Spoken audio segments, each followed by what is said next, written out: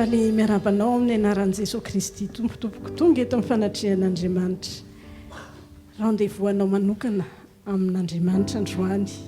Andaontsika hifaliny amin'izany satria raha olombelona aza manome fotoana anao manokana, faly ianao fa androany ilay Andriamanitra ny Andriamanitra, ilay tompony tompo manasa anao manokana ho avy eto satria te hanasoa anao izy. Andaontsika haritsangana to.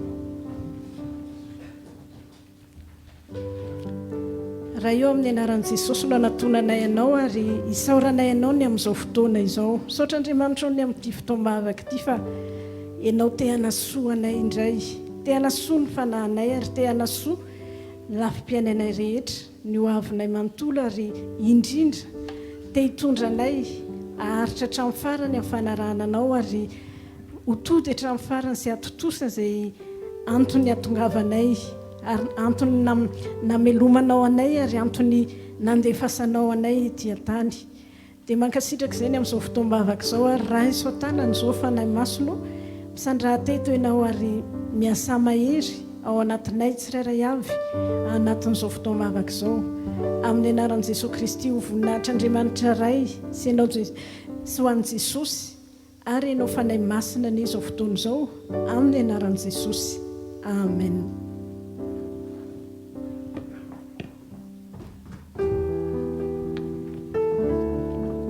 Dia mbola faly miarabantsika indray ry havana tonga ao anatin'izao fotoam-bavaka izao amin'ity andro alahady ity. Alohan'ny hipetrahantsika dia andaontsika mba hifampiarahaba sy hifankasitraka dia andao mba tenenina ny manodidina antsika hoe misaotra anao tonga indray hanangana ny fanjakan'Andriamanitra miaraka amiko androany.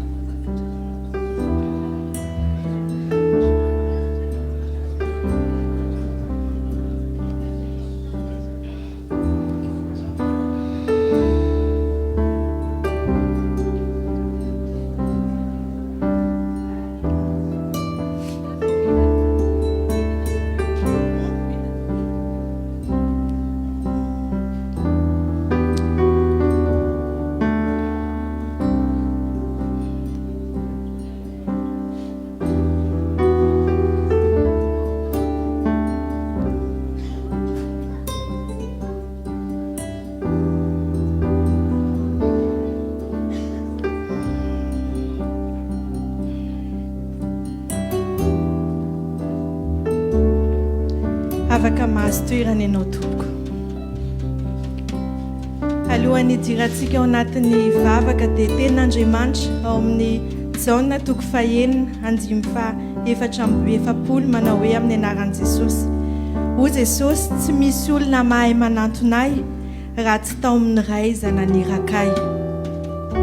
Jésus a dit, personne ne peut venir à moi à moins que le Père qui m'a envoyé ne l'attire.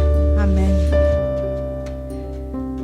So fivoriantsika izao ry havana dia fivorian'ny zanak'Andriamanitra. Fanjakan'Andriamanitra ny eto. Na inona ho tenenin'izao tontolo izao, na inona teneniny manodidina antsika dia fanjakan'Andriamanitra ity toerana ity, fanjakan'Andriamanitra izao fotoana izao. Dia andaontsika hanomboka hisaotra an'Andriamanitra miteny hoe Andriamanitra misaotra anao fa mbola natsanganao indray ny fanjakanao mba hahafahako miona aminao androany. Misaotra anao Andriamanitra fa mbola nanome fotoana indray hahafahako manatona ny fanjakanao. Misaotra Andriamanitra fa mbola notominao indray androany hanantona anao tamin'ny herin'ny fitiavanao. Tenenao Andriamanitra hoe misaotra fa tsy ny herin'ny tenako Andriamanitra, tsy ny herin'ny fahafahako Andriamanitra, fa ny herin'ny fanahinao no mba nantoana dia hahatongavako eto amin'ity toerana ity androany. Iza moa tsika ry havana no mba afaka hanantona an'Andriamanitra? Tsika efa natsoina hoe zanany malalany. Ny zanaka malala no afaka manantona an'Andriamanitra, afaka miantso an'Andriamanitra amin'ny fotoana rehetra, afaka manantona an'Andriamanitra amin'ny toerana rehetra. Dia andao mba hisaotra an'Andriamanitra hoe misaotra Andriamanitra ny safidy aho mba ho zanakao. Misaotra Andriamanitra nandray aho mba ho zanakao. Tsy izaho tokoa Andriamanitra nifidy anao, fa ianao no nifidy aho tao anatin'ny maro. Misaotra Andriamanitra.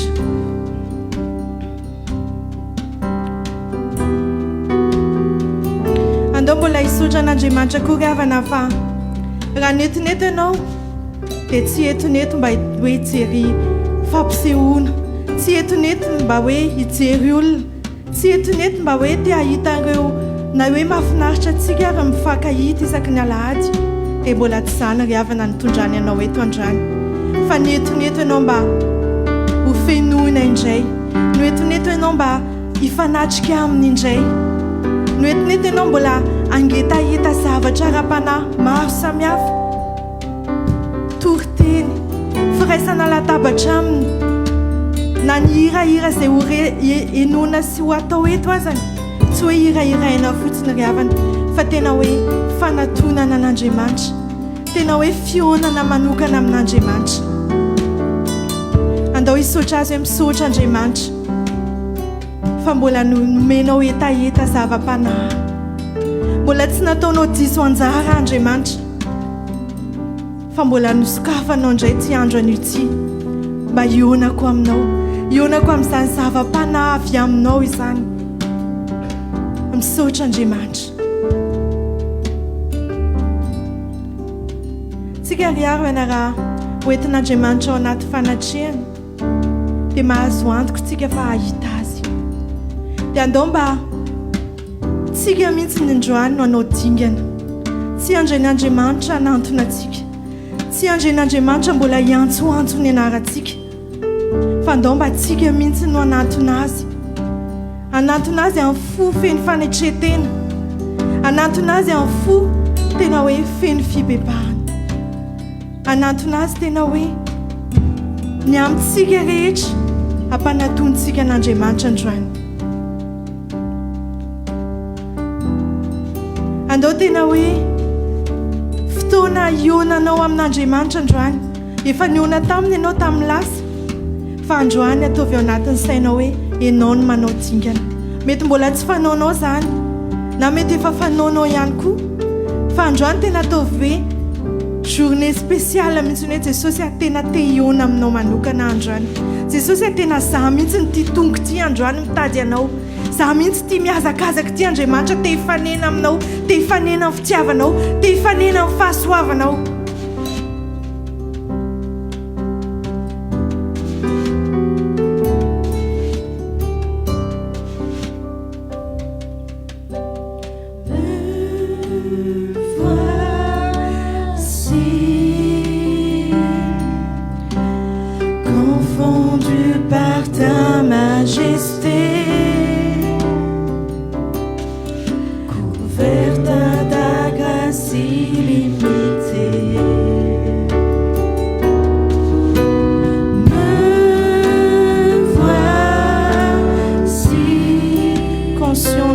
de mes fautes, conscient du poids de mes fautes, couvert par le sang de l'agneau, couvert par le sang de l'agneau,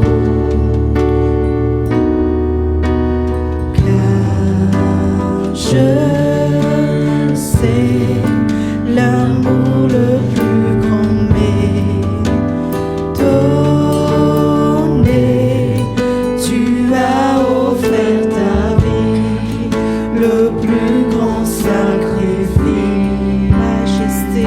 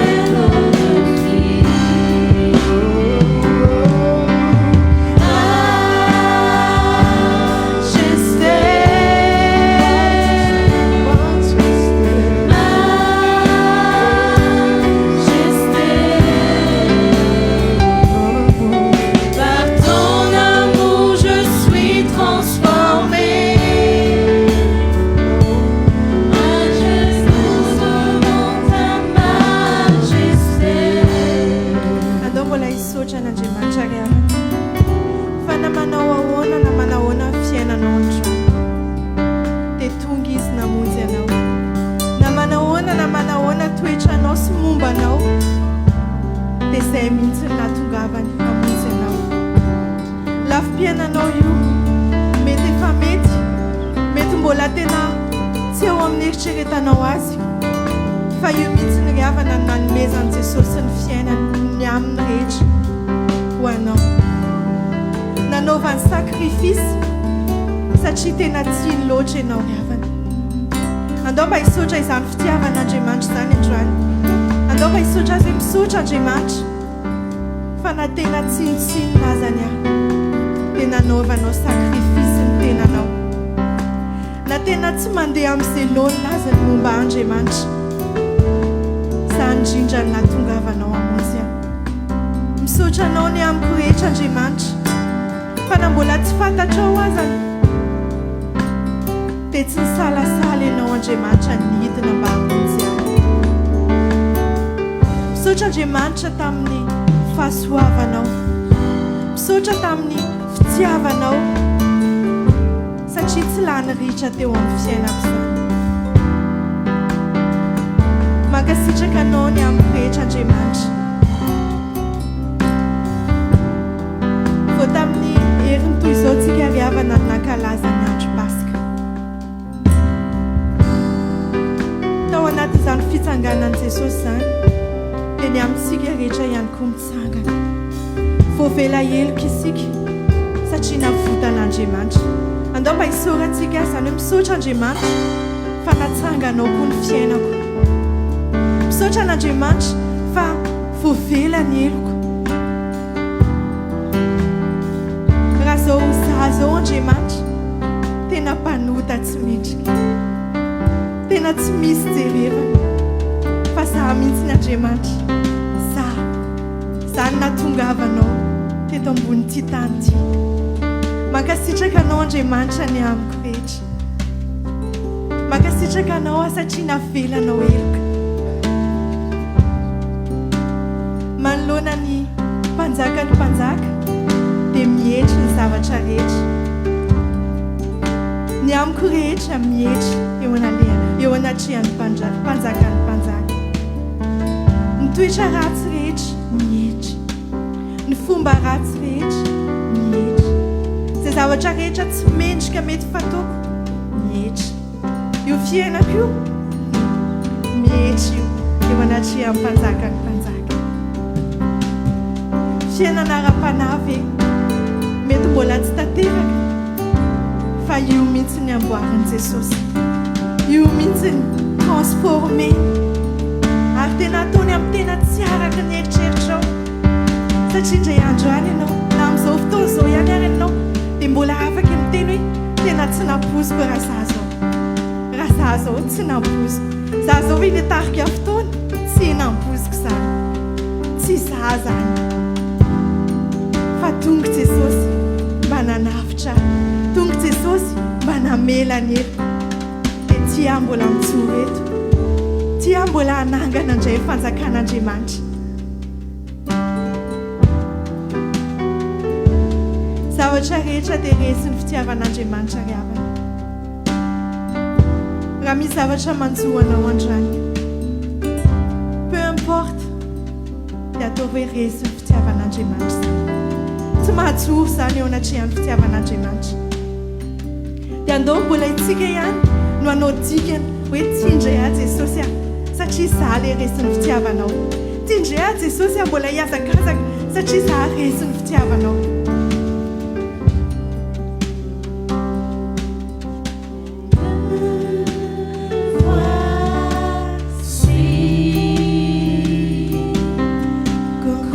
Voici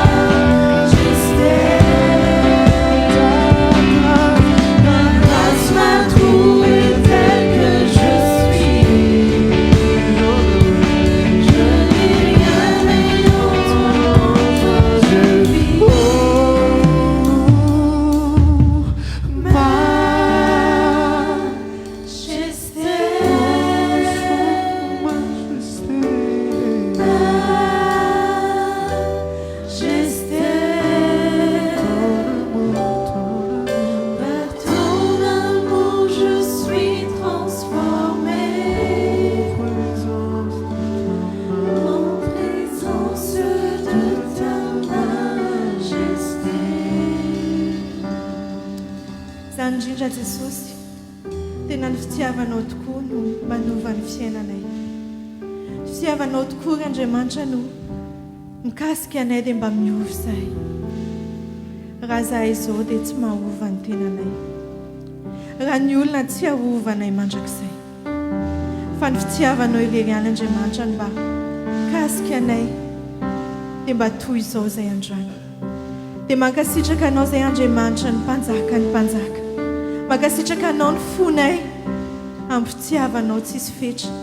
Amin'ny fitiavanao tsy voafetra ny fiainanay ny aminay manontolo. Na manao toy iny izay na manao toy iny. Dia mankasitraka anao Andriamanitra. Afaka mahazo toerana moramora ianao ry havana.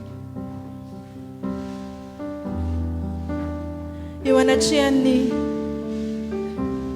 fanatrehan'Andriamanitra ry havana. Rehefa manantona antsika izy dia sura zany fa eo izy.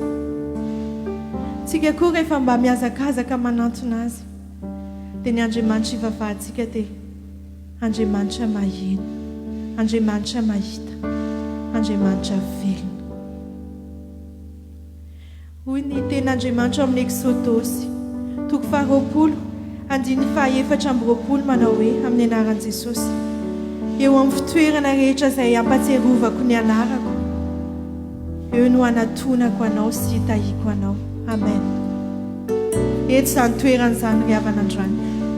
Eto izany fanjakan'Andriamanitra mba anatony any antsika indray androany. Eto izy no hitahy antsika, manohy ny tahy antsika izy eny amin'ny fiainantsika andavanandro rehetra eny. Fa ny azo antoka dia raha miazakazaka ianao anatona an'Andriamanitra eto androany dia eto Andriamanitra. Raha miazakazaka ianao nafony aminao rehetra, nafony zavatra rehetra tamin'ity alahady arivo ity dia mahazo antoka ianao fa eto ny fanatrehan'Andriamanitra. Andao androany mbola hivavaka satria raha eto izany fanahin'Andriamanitra izany dia ny fanahy hafa rehetra eto dia tsy mitisy tanteraka. Izay zavatra hafa rehetra eto tsisy foana ravo fa fanahin'Andriamanitra rery any no eto. Fanjakan'Andriamanitra rery no anjaka eto. Andao androany hanome toerana izany fanjakan'Andriamanitra izany. Andao androany hanome toerana izany fanahin'Andriamanitra izany eny anatintsika. Hanome toerana izany fanahin'Andriamanitra izany eto amin'ity toerana ity. Andriamanitra omena ianao ity toerana ity androany. Omena ianao Andriamanitra ity toerana ity anjakanao indray androany. Mihoatra ny tamin'ny lasa, mihoatra ny tamin'ny lahady heriny, mihoatra tamin'ny lahady maro izay efa sokafana voasokatra teto. Sokafanao mba ionanay taminao. Ny any am-ponay koa Andriamanitra dia maniry izay mba ho fitoeranao. Ny fiainanay koa Andriamanitra maniry izay mba ho feno izany fanahinao izany. Tsapanay eto Andriamanitra fa tena eto ianao androany. Ataovy mare izany fanahinao izany izahay. Alaviro eto Andriamanitra ny fanahy rehetra tsy avy aminao. Alaviro eto Andriamanitra ny fanjakana rehetra izay mety hanjaka eto.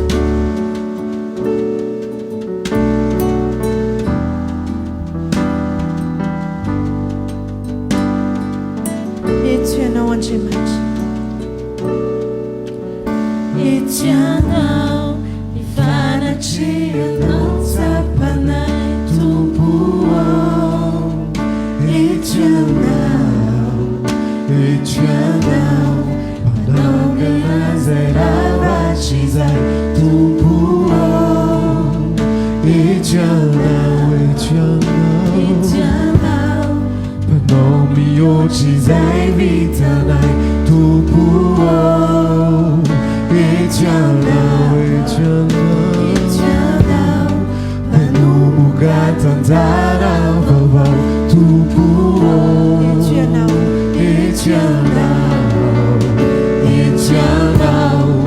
fanatrehanao tapana tupuo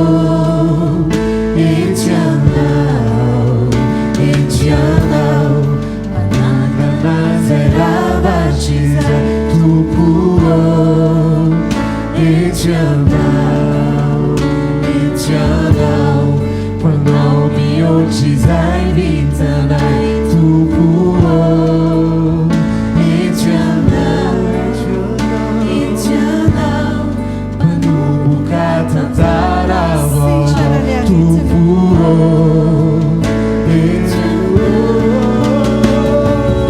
sitrana miaretsina mivany famatorana izao satria etianao mihotsaka mirosotra manapatapaka izy io izao satria etianao sitrana miaretsina mivany famatorana izao satria etianao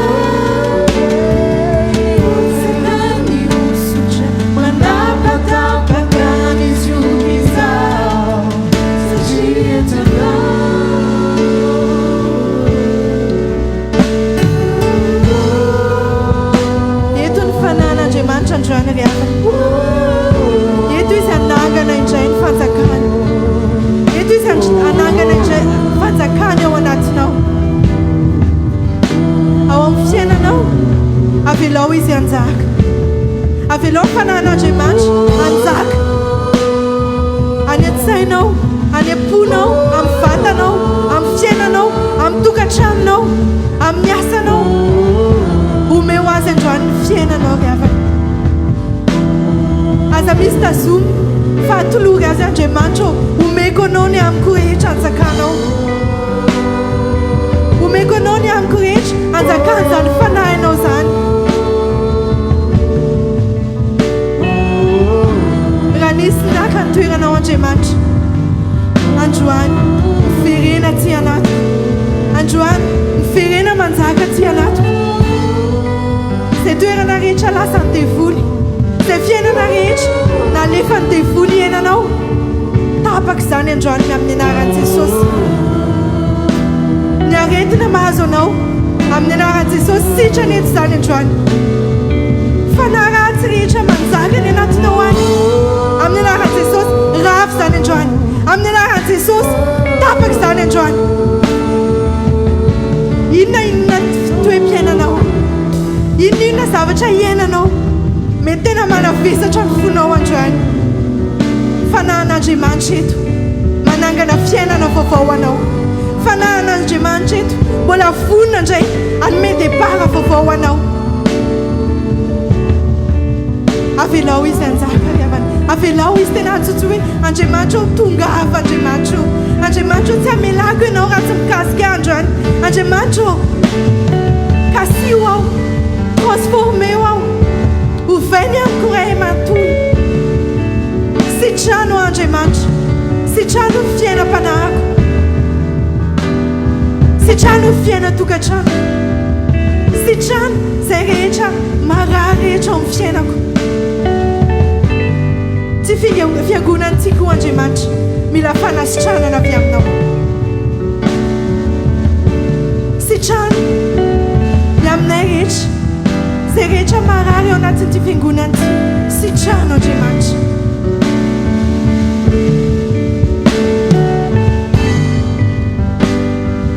Andriamanitra ry havana ty manao forcine eo amin'ny fiainantsika mamela antsika malalaka izy fa tsika mila manetahita tsika mila tena hoe manome permission azy izy tsy afaka ny anao zavatra tsy vokatry ny fonao izy tsy afaka ny anery anao fa androany tena hoe avelao izy hiasa avelao ny fanahy ny hiasa ao anatinao dia raha sitraka ao dia andao eo mpitsanganana no averintsika ny hira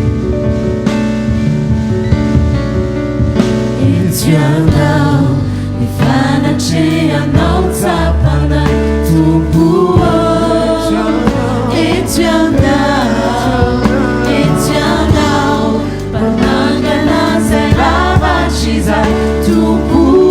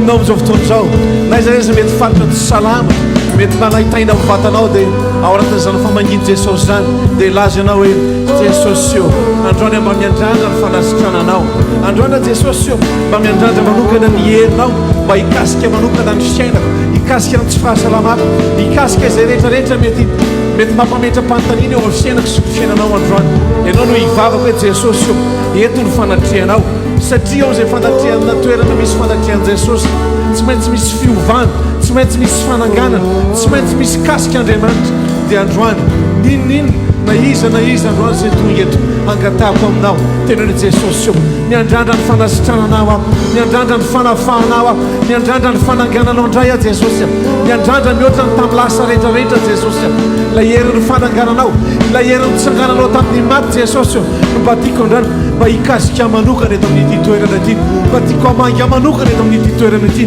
mba tiako hanasitrana manokana Jesosy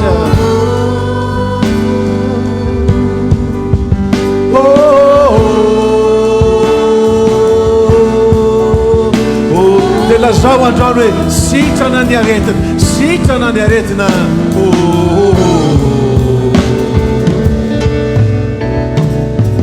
sitrana ny aretina mivany famatorana izao satria tenao mirotsaka ny osotra manapatapaka ny izao satria tenao sitrana ny aretina mivany famatorana izao satria tenao ny osotra manapatapaka ny androany proclameo androany sitrana Jesosy sitrana ny aretina mivany fatorana Jesosy satria eto ianao Jesosy satria eto ianao sitrana afaka mivany fatorana rehetra androany amin'ny anaran'i Jesosy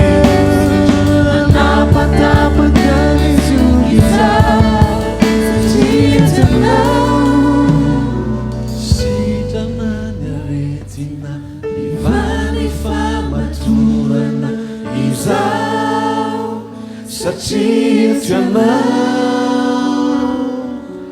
mirotsaka ny osotra manapatapaka ny zoky izao satria tianao ianao no hivavaka amin'izao fotoana izao Jesosy io raisiko amin'izao segondy zao fanasitranana raisiko amin'izao segondy zao Jesosy io no ny herin'ny nahafatesanao Jesosy io dia raisiko fanasitranana amin'izao segondy zao raisiko fananganana Jesosy io raisiko fanafana Jesosy io amin'izao segonda izao mety tsy horaiko zao dia zao fa raisiko amin'ny fiainako raisiko amin'ny hoavin'ny fiainako raisiko fanasitranana raisiko fananganana raisiko fanafana amin'ny anaran'i Jesosy no ny herin'i Jesosy raisiko amin'ny tokantranoko raisiko amin'ny fiainam-panahiko raisiko amin'ny lafi-piainako rehetrarehetra androany ianao mihitsy no hivavaka Jesosy io raisiko eto ny fanafanao satria ianao ilay mpanafaka raisiko ny fanangananao satria ianao Jesosy dia mpanangana raisiko ny fanafana tompo satria mpanafaka ianao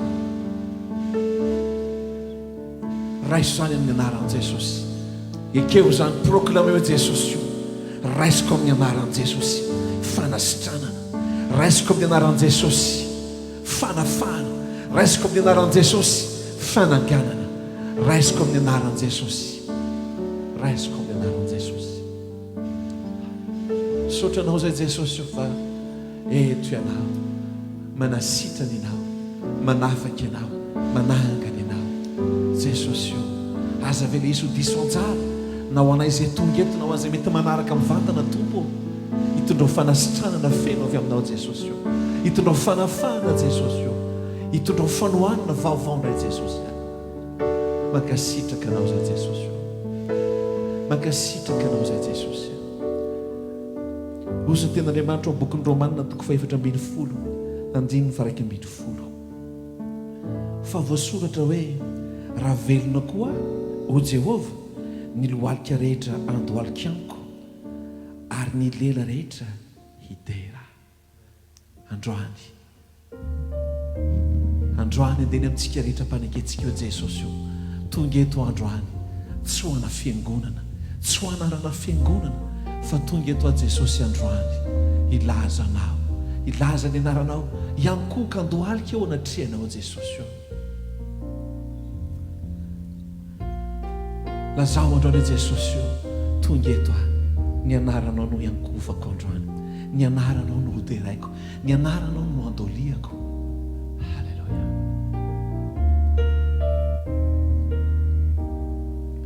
Ilazitsika hoe ry Tompo. Halleluja. Ry Tompo mpanjaka mahery eo, miaino avy manaiky toko izahay, fa tompony hery rehetra ianao, tsy misy mihitsy ny toanao, tsy tratry ny saina ny hery. Lazao ihany androany, lazao ihany androany hoe ry Tompo mpanjaka mahery eo, miaino avy manaiky toko izahay, fa tompony hery rehetra ianao, tsy misy mihitsy ny toanao, tsy tratry ny saina ny herinao. Ny fiderana zay hoentinay raisore ny azatolotrana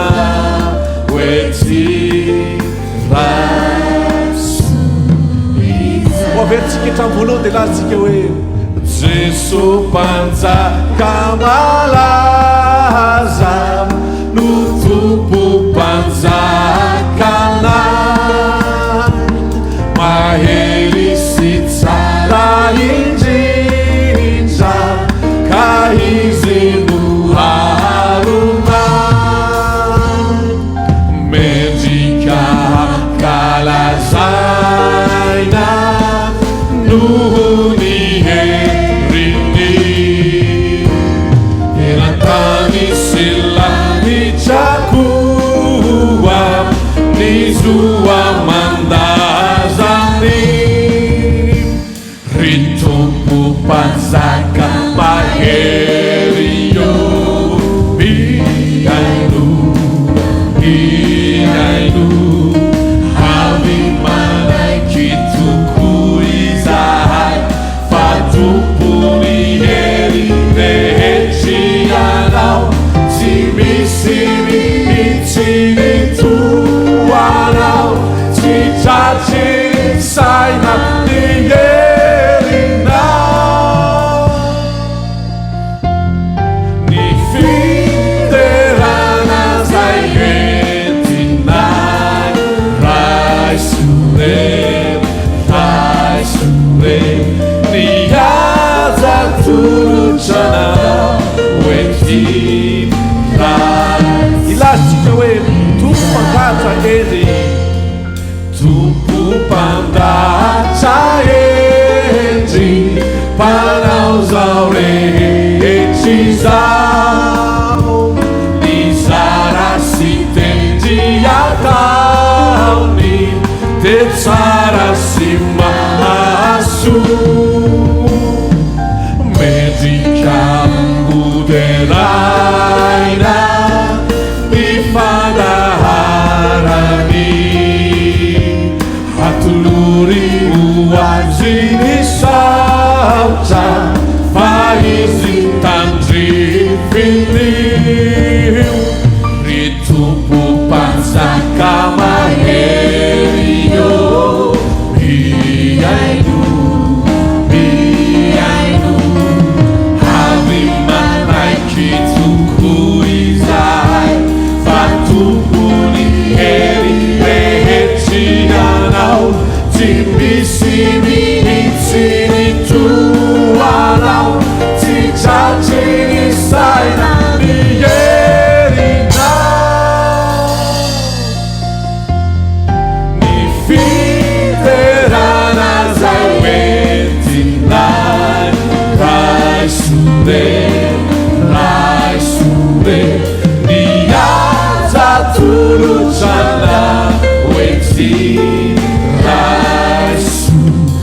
fiantsika hoe tompo mpanjaka tsy Tumpu panzaka tintua kanefa behijafu terainera pueratsaina teraina manzakiza elipano puvovuzi saniubiwe uaminiau face solo lazao mafy andrany raha hoe ritumpo panzaka maherio miainu avy manaiky tokoizay fatompony hery rehetry anao tsy misiny itsiny toanao tsy tratry saina miherinao ny fiderana zay hoe tinay raisore niaja tolotrana hoe ty ny fiaotsika rena raolaza hoe avy manaiky toko izay fa tompony hery rehetry anao tsy misy mihitsiny toanao tsy trasiny sainany erinao ny fiderana zay hoe tinay raisore niaja tolotrana hoe ty raiso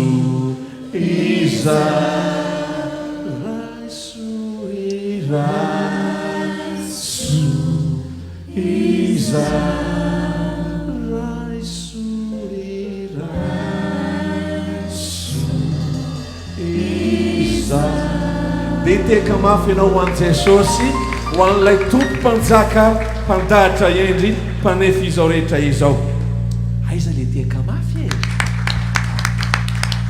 mba hangataka aminao aho hoe mba hanao vitehaka tsy sarokenatra hoe ho an'i jesosy dia mba hanao viorakoraka mafy hoe ho an'i jesosy oraka tsy sarokenatra hoe ho an'i jesosy ohatrany tsy ampy e mba hanao vorakoraka tsy sarokenatra hoe ho an'i jesosy orakoraka feny fifaliana isa roa telo mbola tsy ampy zany ataovy mihoatra lavitra ny rehefa misy zavatra tsy napoizina isa roa telo androany moa nyten'andriamanitra hoe zao na toko favalo andiny faharoambiny folo ary jesosy niteny tamin'ny olona ndraika nanao hoe izao ny fahazavana zao tontolo zao izay manaraka tsy mba handeha maizina fanana ny fahazavanaina tadidio zany fanaizanay za aleako seleanao a misy torsa spesiala manaraka sy manaraka anao ao anatin'le eritretiko sy faheritretinao fa haizina tsy misy mahita misy projecteur manazava ny lalanao sy manazava ny senanao ary io tsy haiko tsony no filazatsy fa izay mety karazana hazavana eritretinao fa mazava indrindra ilay jesosy masoandro momba sy mombanao ary tadidio fa rehefa miaraka aminy ianao dia izy no fahazavanainao na ny ten'andriamanitra mba jereo kely ny akaikinao miara-mandeha amin'ilay masoandro avy amin'ny jesosy ianao hoe miara-mandeha amin'ilay fahazavanaina ianao hoe satria jesosy ny fahazavanaina hoe dia ite tanana mafitsika rehetra dia hiaraka hideran'andriamanitra Jesosy masoandronayo ny haiziny fo lasa toko fatonga ty anatina izao mazava andraso aloha ataovy mifandresian-dahatra tsara hoe ry jesosy masoandro io ny aiziny fo zay zavatra mety mamatipatitra ao anaty eo androany teneny hoe jesosy eo lasa ny aizony fo hoe fa tonga atao anatiko ianao jesosy lay mazava lehibe i raha mafandre raha vao mbola tsy resy lahatra tsara nareo a dia averitsika indray niry raikitra mba jereo ny akaikinao mba tenenikeo no tenanao koa hoe androany jesosy no masoandroko hoe anazavany fiainako iteka mafy mbola tsisy ohatr'izany ianao irao fandresen-dahatra lasitsika rehetrarehetra re Jesô masoandrona ayony aiziny fo lasa toko fatonga ty anatina izao mazava lehibe Eny Jesô suki be fiti soa lehibe no nentinao taty Amiza mba isaotranao no ny ikekinao anaty zava-maneno aiza le tsikitsiky e reseo lahatra ny ao anatinao anao ne mamanga ny fiainako jesosy Vangikanao ny tokantrano ka menagery kaotisy laony fomba ahitanangano iza fasitraka Eny Jesô soki be fiti soa lehibe no nentinao taty Amiza mba isaotranao no ny ikekinao anaty zava-maneno asodoladola meny mifaliana kely ara hoe mba sofiatsika mahafinaritra ho any jesosy mpanjaka fiadanana eo Panjaka fiadanana io ekena toko ny herinao ny sabatry ny firenena hatao fangady zao Eny Jesô suki be fiti soa lehibe no nentinao taty Amiza mba isaotranao no ny fitiavanao anaty zava-maneno miasan-drato feonao hoe Ry Jesô tompo ty anayo misaotranao zahay izao faherikany asoavanao izao tontolo izao Eny Jesô suki be fiti soa lehibe no nentinao taty Amiza mba isaotranao no ny fitiavana Eny Jesô suki be fiti soa lehibe no nentinao taty Amiza mba isaotranao no ny lazao eny androany eny jesô Eny Jesô suki be fiti soa lehibe no nentinao taty Amiza mba isaotranao no ny fitiavana fantatrao ve ny alehibean'ny fitiavan'andriamanitra anao tena fantatrao ve raha fantatrao tena fantatrao ny alàna zany hoe fitiavan'i jesosy zany anao tehaka mafy be mbola tsisy ohatr'izany ianao ho any jesosy tompoko mbola misy mafimafy any mbola misy mafimafy any hitehaka ho any jesosy ianao halleloia amin'izao fotoana izao dia andehantsika hideran'andriamanitra mbola tsisy tahakan'izany za te hampaheranao hoe rehefa mideran'andriamanitra mideran'andriamanitra tsy misy fahateriterena zany fahaderao amin'ny fonao andriamanitra indray zavatra anankiray mba te an-tany matetika tsika matetika hoa rehefa mba misy zavatra vaovao ny fiainantsika dia tena ohatrany hoe rakoto vaokely any daholy maika be tena anao an'le izy tena tsy haiko hoe jejojejo tsara daholo falifaly tsara daholo satria nahazo zava-baovao tsy marina ve zany bitabitaka foana rehefa mahazo zavatra vaovao fandroany a andeha hibitaka mbola tsisy noho izany tsika mihoatra lavitra noho ny atrambo zay satria lehibe loatra io andriamanitra diraintsika io andeha nindraindra ny anarana io zay zao angely avany ozy ny ten'andriamanitra tsy misy manana fitiavana lehibe noho izao dia ny manolotra ny ainy mba hamonjy ny sakaizany mifalianao fa tiany Jesosy ianao satria ho asoanao nanoloran'ny ainy mba hanangana ny fiainako sy hanangana ny fiainanao no nanekeny Jesosy nombona teo amin'ny azo fijaliny androany tenenitenanao hoe Jesosy io misaotra fa tena tianao aho dia androany Jesosy hombariko ny fitiavako anao dia hanindraindranao mbola tsy misy takan'izany a dia androany hitekotsika rehetrarehetra dia andehantsika hanindraindra ny anaran'i Jesosy hanindraindra ny anaran'i Jesosy tsika rehetrarehetra hiteka mafy ianao androany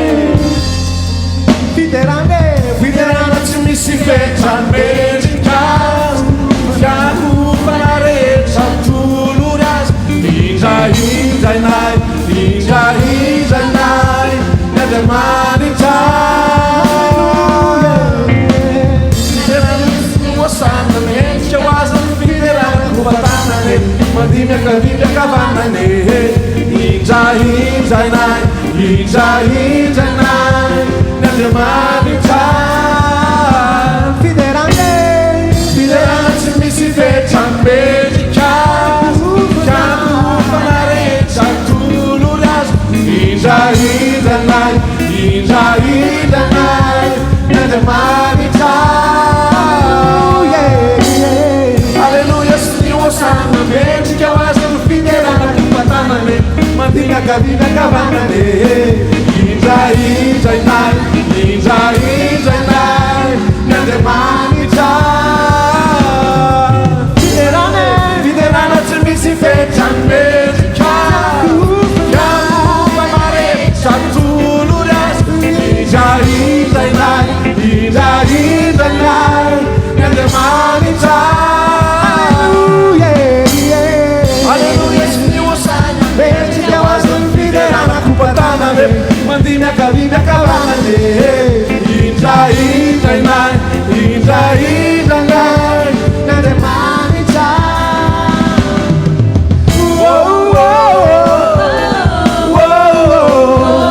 ahofafay ho an-tanany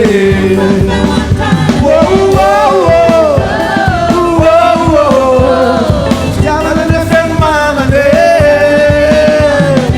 izany nanamboatra izany tiako loatra izany no namorona izany natao soroke asandrato e asandrato e asandrato e asandrato e asandrato e asandrato asandrato Jesosy ahofafay ho an-tanany fitiavana ny fiaimanane fa Jesosy mankalazaina izany no iraina izy no ivantanane izy no any lalane asandrato e asandrato e asandrato amin'ny ratsim-piato e asandrato e asandrato e asandrato amin'ny ratsim-piato asandrato Jesosy androany asandrato ny fifalinao androany ho any Jesosy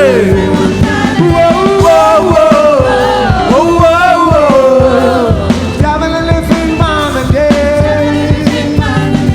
izany maintsy mitombo e tsy maintsy mitombo e zaho tsy maintsy miena tsy maintsy miena fa mana isan-karazany lazany fahalebiazany enao androany anambara ny fahalebiazany Jesosy enao eo arsike eo arsike manandriamanitra miara amtike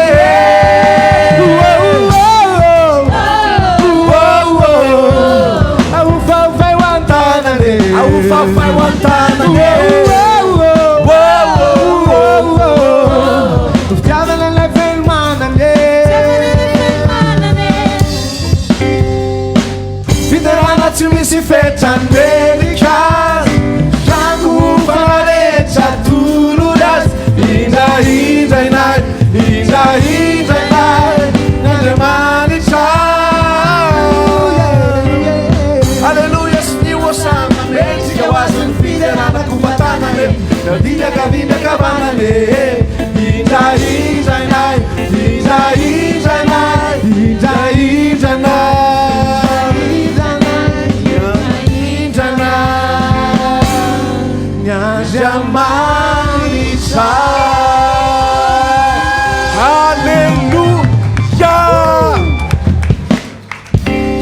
alleloia manaono kokoa ianao zay mba jereo ny eo akaikinao tenena aza menamenatra zany manaindrindra ny jesosy hoe manomboka androany dia sady afaka mahazo toerana moramoritsika rehetrarehetra toko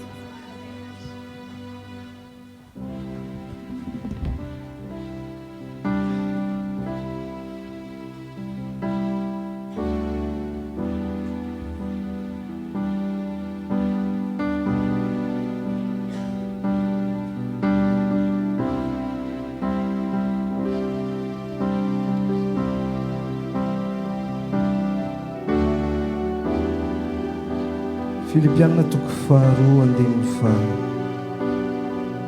dimy amin'ny anaran'i Jesosy manao aoka ho aminareo izao saina izao izay tao amin'ny Kristy Jesosy koa izay na dia nanana ny endrika Andriamanitra azy dia tsy nataony zavatra ho fikirina mafy ny fitovihiny amin'Andriamanitra fa nifohanany tenany taminany akeny naka ny endrika ny mpanompo tsy natongava no manam-pitovehina amin'ny olona ary rehefa hita fa nanetry tena ho an'ny olona izy tena netry tena anaiky hatramin'ny fahafatesana dia rehefa fahafatesana teo amin'ny azo fijaliana koa izany indrindra nanandratana azy indrindra sy nanomezana azy anarana izay ambono ny anarana rehetra mba azonao an-tsaina ve iava taoarina ny zavatra rehetra vitan' Jesosy tety ambonin'ny tany nisy karazana couronnement ngeza indrindra ary tsy verina tsy ho mandrak'izay dia ny fotoana nanokafan'Andriamanitra ny divinité an'Andriamanitra sosovo eo rain-ten'Andriamanitra ray manontolo miarany reconnaître fa partir an'ity androandroany ty meo an' Jesosy Kristy ny couronnement izy partirany androany tsisy anarana lehibe no izy tsisy anarana lehibe no izy tsisy anarana iankofana fa tsy ny anarana tsisy anarana indraindra fa tsy ny anarana fa tamin'ny herin'ny androany zasy ianao nakalaza ny andro pasika samy hoe fotoana manokana tahaka an'izao ny fiankofana tsara indrindra ny fiankofana mety indrindra sy reconnu ao anatrany tontolo ny fanahy dia zasy ianao manaiky sy manindraindra zany anara zany mandraky tia ny androany mbola antsoantsona sy indraindra zany anarany zany ao an-danitra ny anjely lanitra ray manontolo miantsoantso sy manandratra an'izany anarany zany Jesosy Kristy amin'ny teny malagasy Jésus amin'ny teny frantsay Jesus amin'ny teny anglisy Yeshua amin'ny teny hébreu raha mety ianao amin'ity androany ty tsika rehetra miara-nandratra an'izany anarana zany ilay anarana ambony indrindra ilay anarana tsara indrindra ilay anarana mendrika indrindra koa izany nanandrantan'Andriamanitra ny anarana no ambony noho ny anarana rehetra nanomezan'Andriamanitra anarana sy ambony noho ny anarana rehetra nono ahidrahitra fatra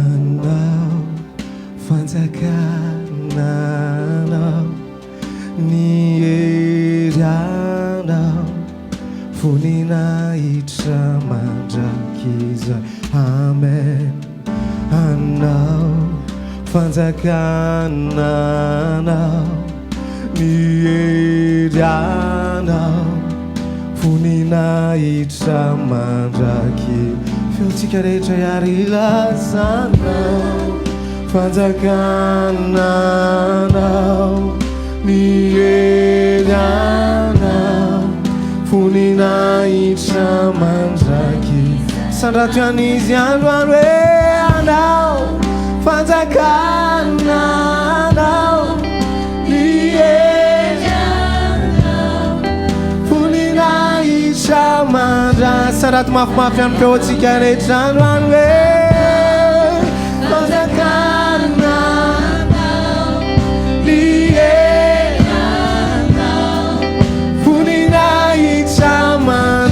fa misy mafimafy noho zany any anatinao any laza hoe fanjakananao mierianao voninaiza milazao mafy any hoe anao fanjakananao mierianao voninaiza Yeshua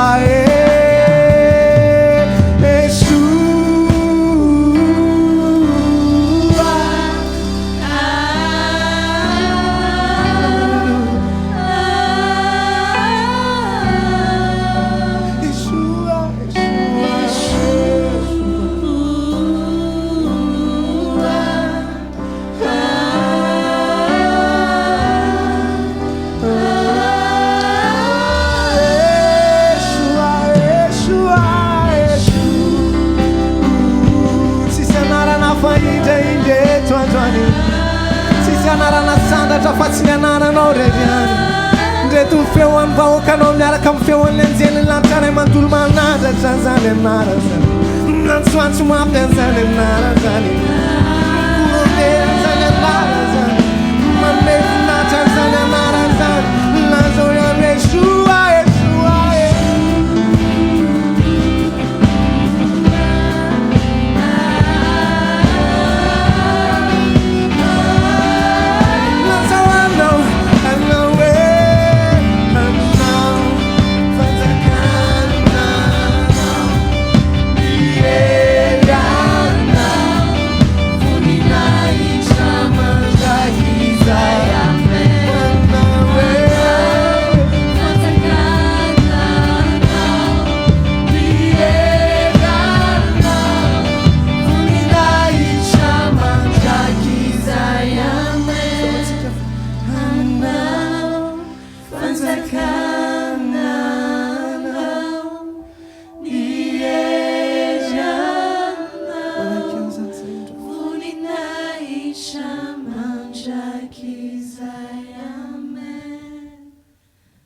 ndrak'izay Andriamanitra indraindra zany anarana mandrak'izay Jesosy dia sandatra zany anaranao zany tsisy anarana faomena voninahitra ambony ny anaranao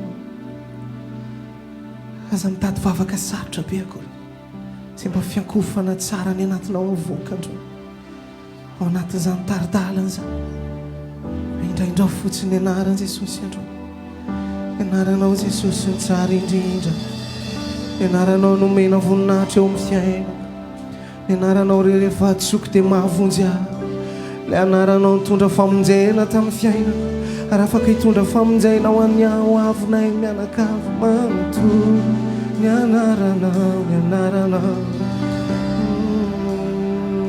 dao mba créeny zany atmosfera na fiankofana zany andro sasianao ny samy anandratra an'izany anara zany sy mba fiankofana tsara indrindra ny anatinao any lazao ny anaranao Jesosy anaranao ny ankofana anaranao ny ondrena anaranao nomero voninahitra mana zao fiangonan'izao manaja ny anaranao Jesosy zao fiangonan'izao miondrika eo anatrehany anaranao Jesosy Yeshua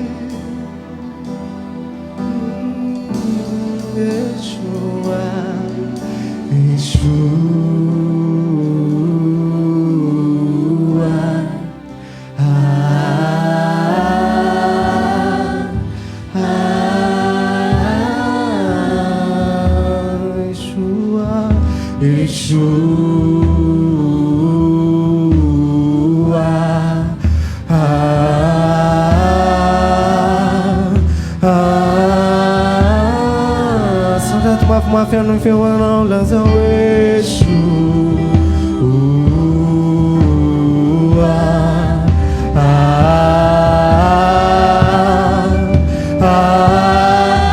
asalato zany anara zany androany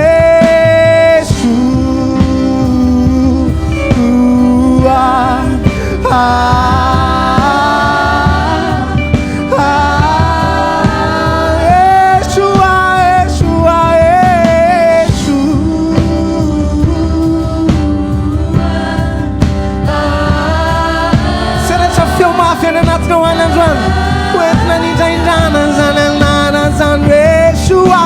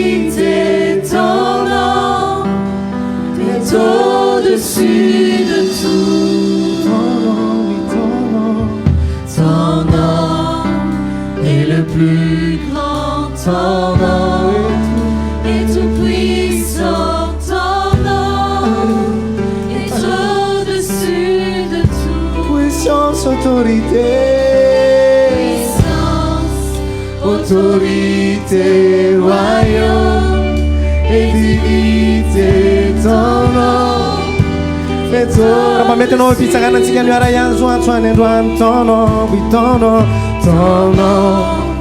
est le plus grand. Sy rehetra mba afaka manandra-tananao an'izany anarany zany androany.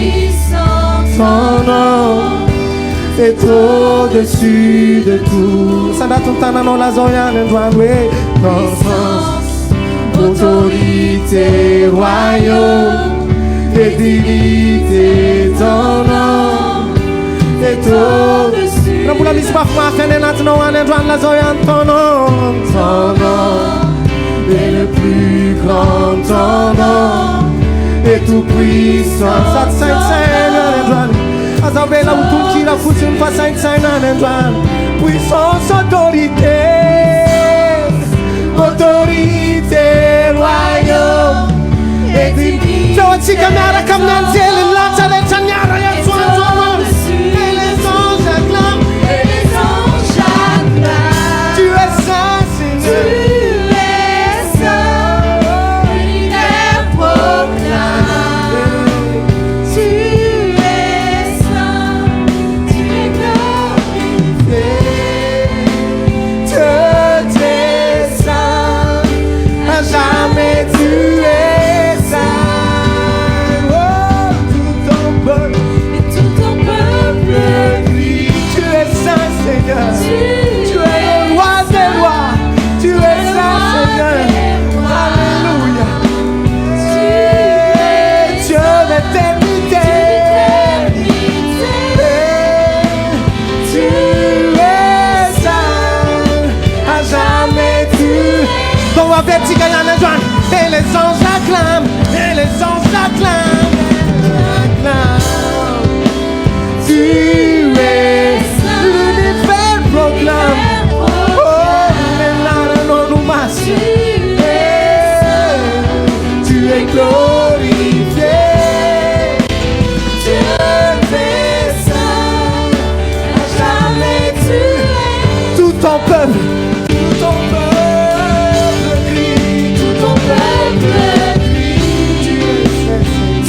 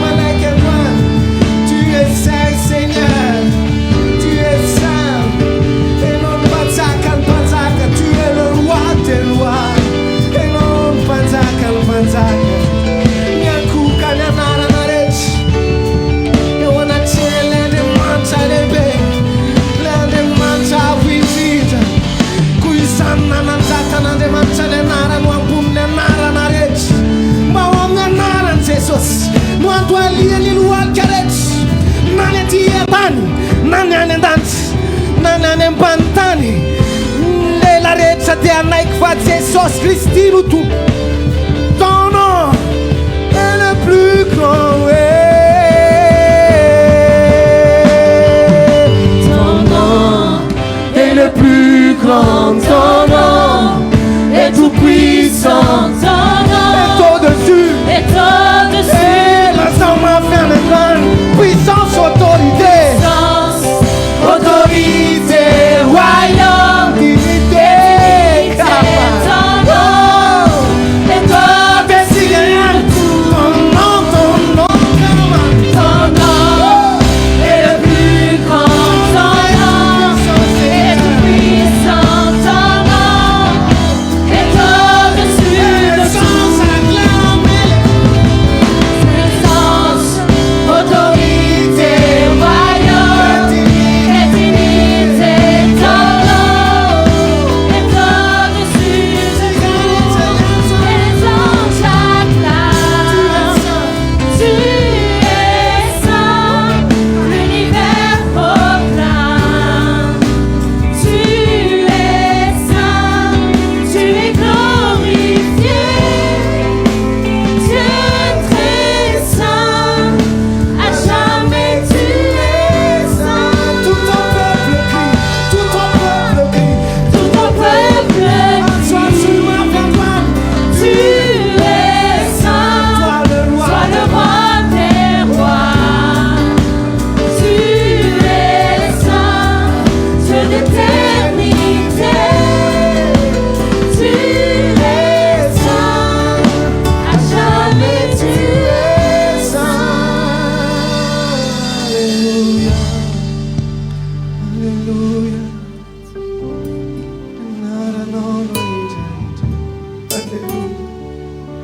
Oh, alléluia.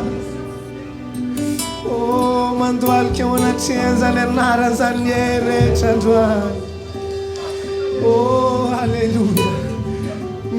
Tikanao androany mba hitondra fiainanao androany araka ny tenin'Andriamanitra hoe ka ho amin'izany anarany zany aneno andohaliany lohalika rehetra tsy haiko izay lalovanao androany fa afaka mandohalika eo anatrian'izany anarany zany tsy haiko izay ady lalovanao androany fa afaka mandohalika eo anatrian'izany anarany zany tsy haiko izay anarany aretina noentinao eto androany fa na inona anarany aretina nentinao niditra teto androany mandohalika eo anatrian'ilay anarany Jesosy.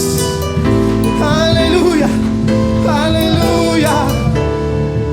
Nanarana aretina takina ahoana nanarana faritra takina ahoana nentinao niditra teto androany mandohalika eo anatrian'izany anarany zany.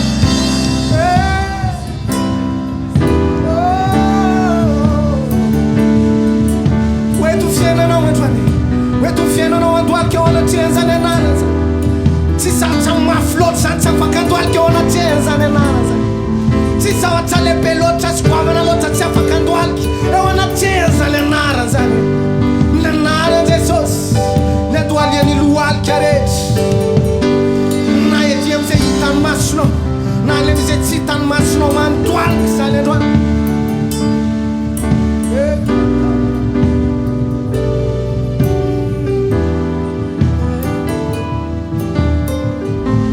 Sainao rehetra afaka mandohalika eo anatriany anarany Jesosy.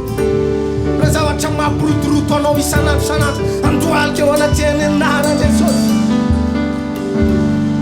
Raha zavatra nampitomany lavanao hatramin'izay andohalika eo anatriany anarany Jesosy androany. Mety ozy ianao efa fambaraka foana nanaronana ny fiainako hatramin'izay fa fambaraka rehetra teo amin'ny fiainanao mandohalika eo anatriany anarany Jesosy.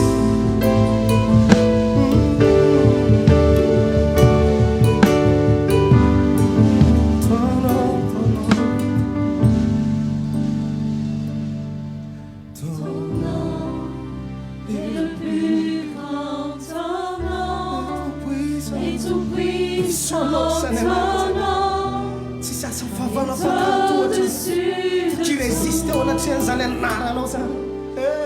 Puissance, autorité, royaume et dignité, ton nom est au-dessus de tout.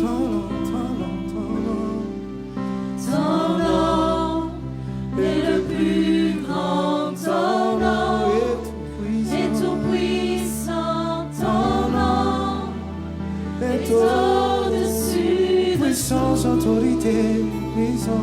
makomantsika rehetra miaraka amin'ny zava-maneno androany dia nysoatso mafy an'izany anarany zany sy ametraka an'izany anarany zany ambony indrindra androany dia atao amin'izao fiangonana zao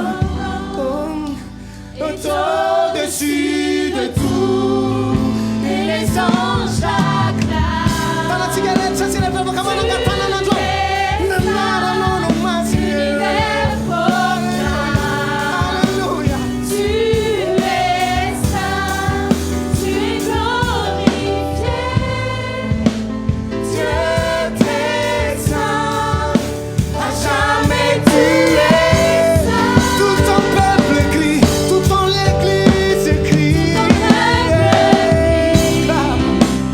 Tu es saint, toi le roi des rois. Tu es saint, Tu es saint, de l'éternité. tu es Sadi te tanana mafy antompy anao niorakoraka mafy ho azany anara zany anarana mampandresy amin'ny adinao rehetra tsy janona niorakoraka ao androany anandratatsika zany anara zany amezatsika voninahitra zany anara zany anindraindratsika zany anara zany resy ny fahafatesana resy ny oziny resy ny fatotra androany resy ny aretiny resy ny fafambaraka rehetra resy ny fampiampiainana rehetra no zany anaran' Jesosy zany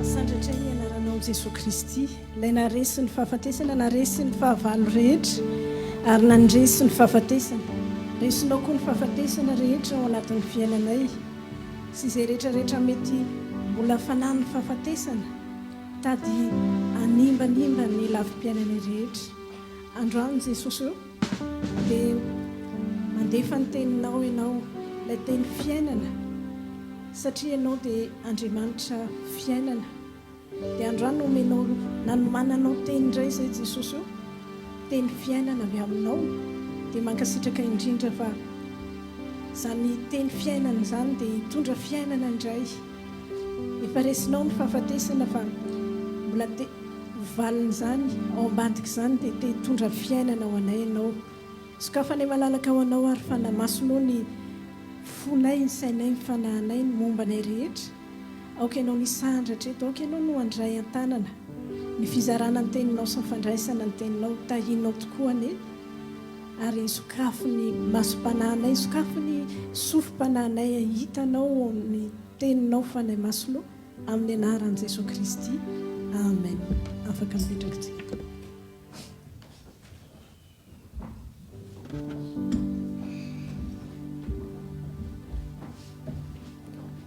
mamerina ny arahaba amin'ny anaran'i Jesosy Kristy tompoko dia manonona amin'ny anaran'i Jesosy aho hoe anangana anao indray ny tenin'Andriamanitra androany voninahitry ny anaran'irery any amen andray ny tenin'Andriamanitra tsika tompoko ao amin'ny Lioka toko fafito amby folo andininy faharaiky amby roapolo amin'ny anaran'i Jesosy ary ny olona tsy hanao hoe indro ety na ery fa indro ny fanjakan'Andriamanitra dia ao anatinareo dia ho tohizatsika ao amin'ny Timoty voalohany toko fa 4:7 ka dia hiaro fanorenana tsara ho an'ny tenany ho amin'ny andro avy mba hiazonany ny tena fiainana ray masono mana masinana amin'ny fahamarinana fanteninao fahamarinana amen miditra amin'ny volana avril tsika riavana ary amin'izao volana avril izao efa natomboka tsika moa izy tamin'ny alahady voalohany fa amin'izao volana avril izao dia misy taridalana omen'Andriamanitra antsika satria Andriamanitra dia Andriamanitra no taridalana amin'ny fiangonana rehetra ary Andriamanitra manana ny programany ho an'ny fiangonana rehetra ka isika eto dia omen'Andriamanitra taridalana amin'ity volana avril ity dia ny hoe anangana ny fanjakan'andriamanitra ary ho mpanangana ny fanjakan'andriamanitra.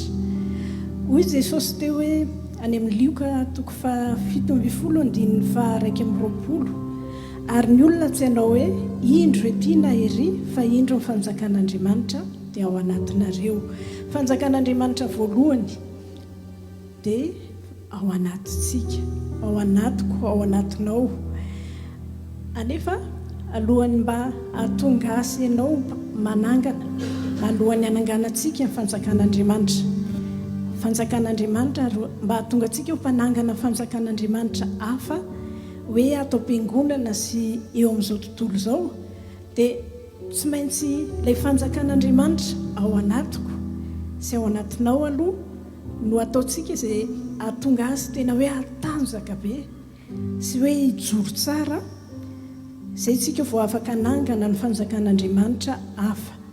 Ny atao hoe fanjakan'andriamanitra dia n'Andriamanitra mpanjaka, izy no manjaka, dia Jesosy Kristy mpanjaka ary izy manjaka. Ahoana no hatonga an' Jesosy anjaka ao anatintsika? Fa izay manko no hatonga an'ilay hoe tafatsangana ny fanjakan'andriamanitra. Amin'ny ara-panahy, raha vao nandray an' Jesosy ho tompo sy mpamonjy zasy ianao dia efa nanomboka teo, dia misy lalana efa soritan'Andriamanitra faritany ary tendreny mba handehanantsika, mba hiainantsika isan'andro. Efa hitantsika tamin'ny lasa fa rehefa te hanangana ny fanjakan'Andriamanitra ao anatintsika isika, raha tena hoe te hiaraka amin'Andriamanitra ary ho tonga hatramin'ny farany amin'ny fiarahana amin'Andriamanitra, hanompo an'Andriamanitra tanteraka, dia mila fantatsika aloha hoe inona ny fototra ara-panahy, inona ny fototra momba ny fiainam-panahy. Fototry ny fototra ry havana amin'ny ara-panahy dia ny vavaka. Io nataon'i Jesosy ary izay natonga an'i Jesosy ny teny hoe ny tranoko dia atao hoe trano fivavahana, maison de prière. Zasy ianao zany dia efa nifaritan'Andriamanitra, efa nitendrenitsika ary efa nomanintsika hoe hiainan'izany hoe ho trano fivavahana. Tsy ny fiangonana namorona an'izany sy namaritra an'izany, ary tsy ianao koa namaritra an'izany hoe tsy tsika ny namaritra an'izany hoe ndeha mba atao trano fivavahana, fa tena hoe Andriamanitra mihitsy, Jesosy mihitsy namaritra hoe ny tranoko dia atao hoe trano fivavahana. Inona iza ny tranon'Andriamanitra? Zasy ianao ny tranon'Andriamanitra, dia efa faritan'Andriamanitra zany tsika hoe trano fivavahana, maison de prière. Satria nahoana? Satria ny vavaka dia fototry ny fiainana ara-panahy. Ny vavaka dia fototry ny ara-panahy. Ny fototra mantsy ry havana no mamaritra ny raha manangana trano izao, dia fototra ny mamaritra ny hamafin'ilay trano, dia ny fototra ihany koa ny mamaritra hoe ateza ohatry ny ahoana io trano io, ary ny fototra ihany koa ny mbola mamaritra koa izy hoe inona ny zavatra, mbola isy zavatra ve azo mbola ahorina eo ambonin'io trano io. Fanaon'ny olona rehefa hoe tsy manam-bola be dia be indray mandeha dia manao trano aloha, dia hoe any arinany rehefa manam-bola indray dia mba ho asiana rihana ray, dia rehefa manana indray dia mbola asiana rihana roa. Fa ny mamaritra an'izay dia le fototra ny trano. Fa raha vao tsy mifototra no mafy orina, na le trano anankiray le mbola vao le tao ambany iny aza, na hoela na hoaingana, tsy maintsy hirodana, ary mety hirodana vetivety. Fa ny fototra dia takizany ihany koa, fototry ny ara-panahy, fototry ny fototra ara-panahy dia ny vavaka. Ka raha vao le fototra no tsy mafy tsara, dia na hoela na hoaingana ny olona anankiray, satria ny mamaritra ny kristianina dia le fototry ny fototra, ilay fiainam-bavaka, ilay ao amin'ilay miafinao, izay mamaritra ny hoe kristianina anankiray tena sérieux kosa izy miaraka amin'Andriamanitra tsy hoe tsika tonga foana isaky ny alahady na hoe manana titre inona na inona tsy izay no maritana ny hoe amafin'ny kristianina anankiray fa mamaritra ny amafin'ny kristianina anankiray hoe tena sérieux mihitsy izy miaraka amin'Andriamanitra dia ilay fototry ny fototry lay fiainam-bavaka zay no mamaritra ny kristianina anankiray.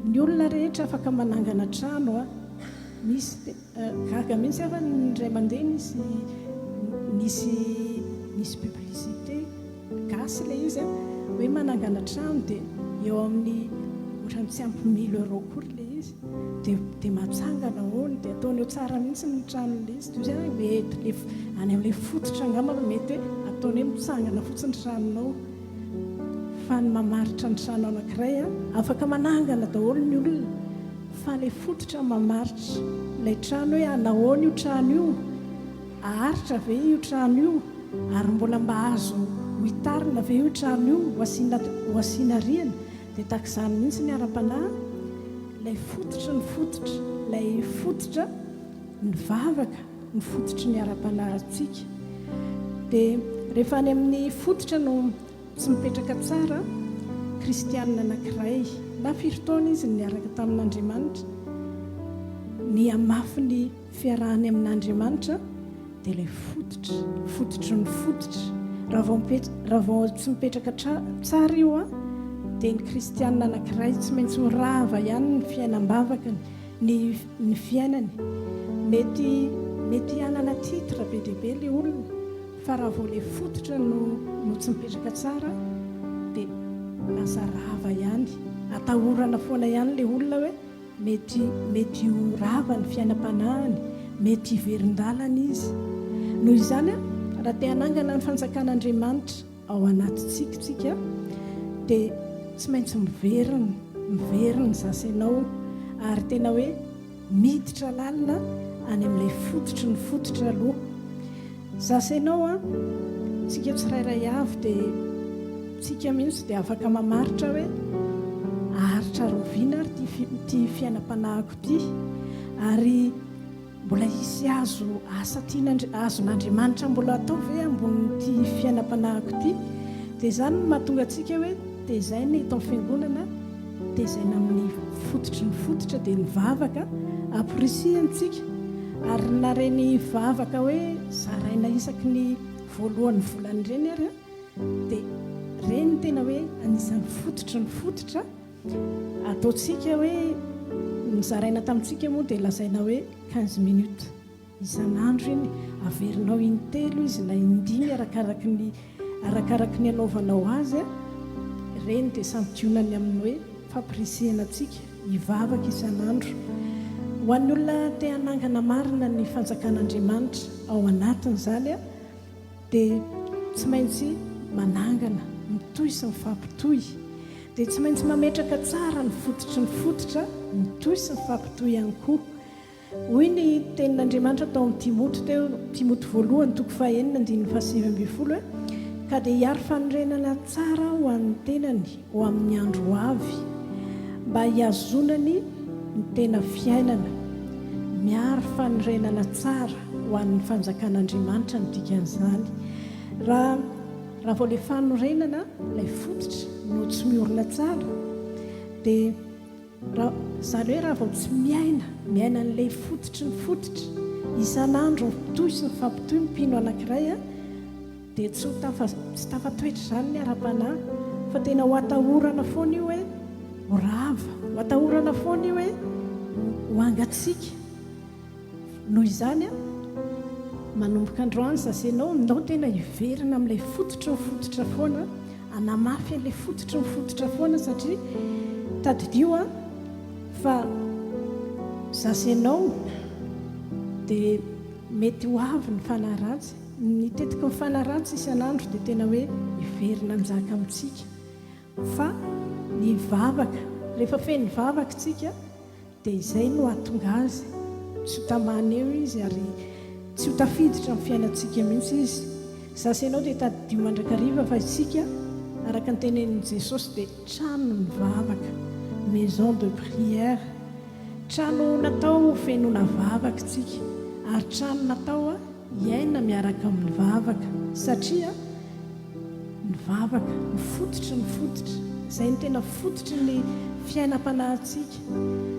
Mety ho antsoina ho kristianina tsika, fa raha vao ilay fototry ny fototry amin'ny fiainam-panahintsika maha-kristianina no tsy mipetraka tsara, dia ho rava ihany ny maha-kristianina tsika. Vavaka resahana eto moa ry havana dia izay lazain'i Jesosy any amin'ny Matio 5:5 amin'ny anaran'i Jesosy hoe: fa ianao kosa raha mivavaka dia midira ao amin'ny efitranonao, ka rehefa voarindrinao ny varavaranao dia mivavaha amin'ny rainao izay ao amin'ny mangingina, ary ny rainao izay mahitanao ao amin'ny mangingina no hamaly anao. Vavaka ao amin'ny mangingina. Misy ny fotoana miara-mivavaka ohatr'izao tsika, dia mety misy koa fotoana hoe miara-mivavaka ny ankohonana, miara-mivavaka ianao sy ny namanao mpiara-mivavaka aminao, fa vavaka resahana eto dia ilay vavaka ao amin'ny mangingina. Vavaho Jesosy ao amin'ny mangingina, ary indriny ny efitrano dia ilay rainao izay mahitanao ao amin'ny mangingina, izy no hamaly anao. Ny ahitana kristianina tena mafy sy matanjaka ry havana, tsy ny estrady, tsy mipilipitra, fa ny ahitana ny kristianina tena matanjaka dia ilay ao amin'ny mangingina, ilay vavaka ao amin'ny mangingina. Izay no ahafantarana hoe mafy ny kristianina anankiray.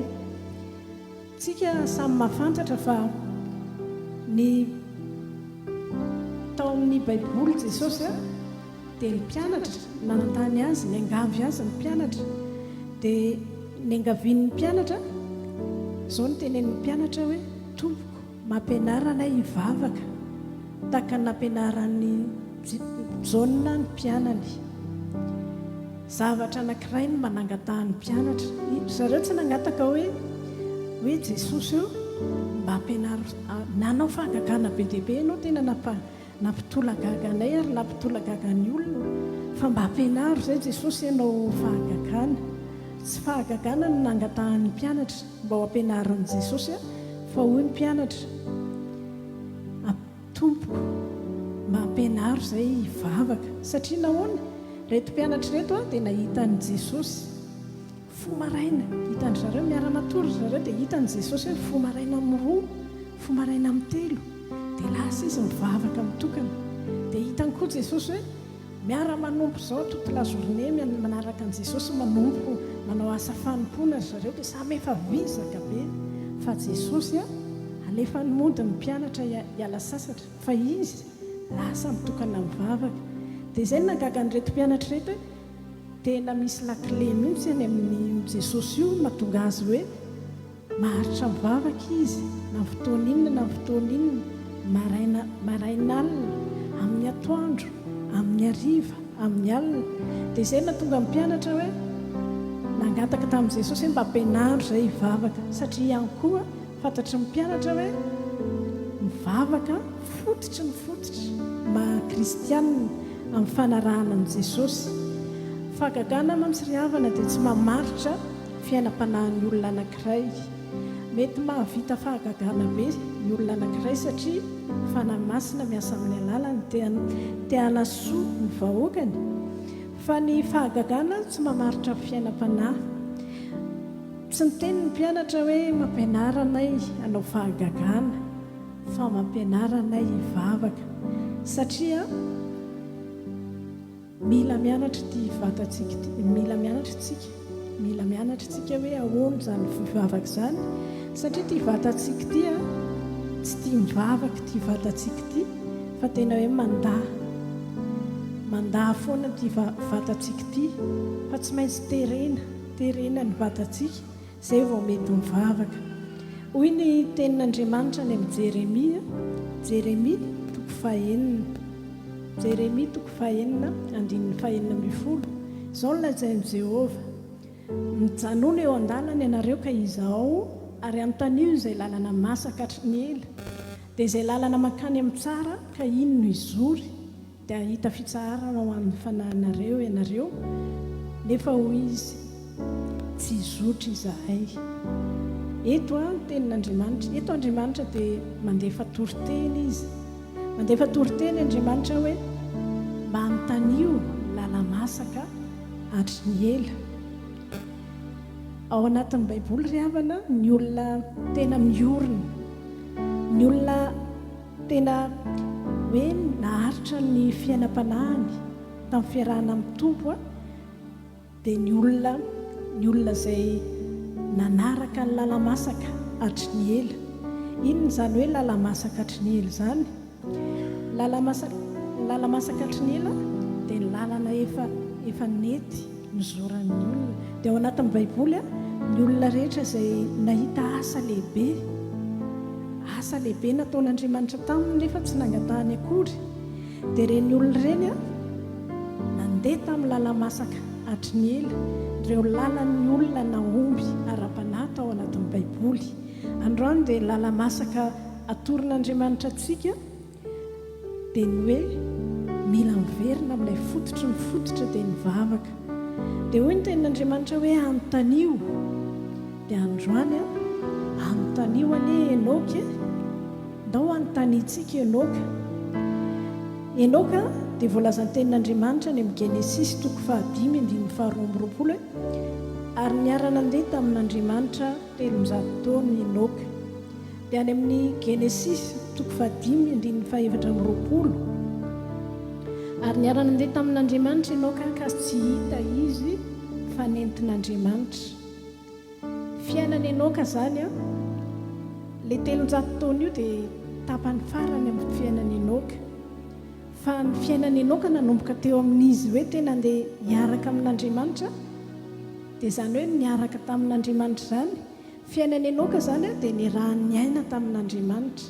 Enoka dia olombelona ohatra antsika, manana ny fiainana izy, manambady aman-janaka izy a, mizaka ny olana rehetra koa, mety mizaka olana ihany koa izy, mety ny olana tsy mitovy tamin'ny androny sy amin'ny androntsika. Fa Enoka niarana andeha tamin'Andriamanitra, nizarainy tamin'Andriamanitra ny fiainany rehetra, izany hoe ratsorina resahany tamin'Andriamanitra ny fiainany rehetra tao anatin'ny vavaka. Nataony vavaka ny fiainany dia niaraka tamin'Andriamanitra izy. Vokany a naharitra hatramin'ny farany tamin'ny fiarahana amin'Andriamanitra Enoka, ary tsy nampoziny akory, tsy neritreretiny akory, fa nandeha teny an-dalana izy a dia nentin'Andriamanitra niakatra velona tany an-danitra. Androany ihany koa anontaniho anie Abrahama. I Abrahama dia voalazan'ny tenin'Andriamanitra ny amin'ny Jakoba 2:17 ary tanteraka ny soratra masina hoe ary Abrahama nino an'Andriamanitra ka nisaina ho fahamarinany izany ary natao hoe sakaizan'Andriamanitra izy. Abrahama dia nandany ny fotoanany be dia be mihitsy tao anatin'ny vavaka. Vokatra izany a lasa sakaizan'Andriamanitra i Abrahama, lasa namana akaikin'Andriamanitra i Abrahama, dia tsy mba nanafenan'Andriamanitra izay zavatra ho ataony izy. Hoy ny tenin'Andriamanitra ny amin'ny Genesisy 12:17 ary Jehovah nanao hoe afeniko amin'ny Abrahama va izay ataoko. Rehefa nisy zavatra ataon'Andriamanitra, andeha andrava, andefa afo, andevona ny Sodoma sy Gomora Andriamanitra, dia tsy nafeniny any Abrahama izany, satria sakaizan'Andriamanitra i Abrahama. Manonona amin'ny anaran'i Jesosy aho hoe tonga sakaizan'Andriamanitra ilay sasanao. Amen. Fa inona ny fanalahidiny Abrahama? Lona tamin'ny vavaka foana izy. Izy zao na ianao an'izany hoe ho levonin'Andriamanitra Sodoma sy Gomora, tsy ozy izy hoe sotranao Andriamanitra fa tena ho arovanao izay sy lota sy ny ankohonako sy lota. Fa tonga i Abrahama dia mivavaka izy ary naharitra ny vavaka izy. Sasa ianao koa ny tena mba aharitra hivavaka.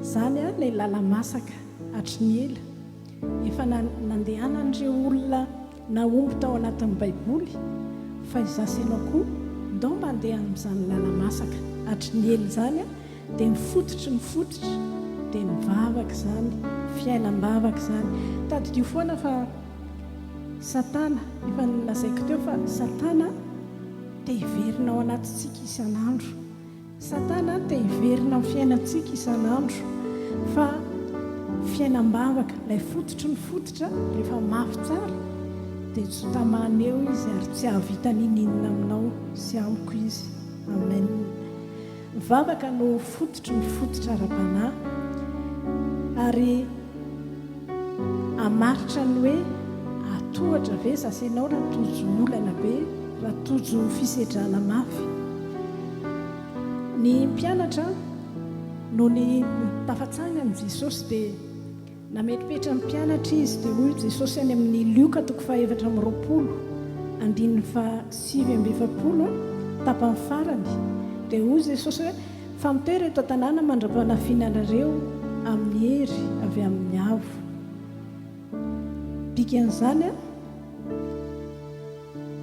dikany tao ambadika le izy tiany Jesosy hotenenina dia hoe mandehana ireo no mitokana mivavaka ary rehefa mitokana mivavaka nareo a dia azo hery hotafiana hery reto mpianatra reto a tena mbola tsy nifadianina izany zareo tamin'ny miaraka tamin'i Jesosy fa rehefa andeha Jesosy a dia tenenin' Jesosy izy ireo hoe hotafiana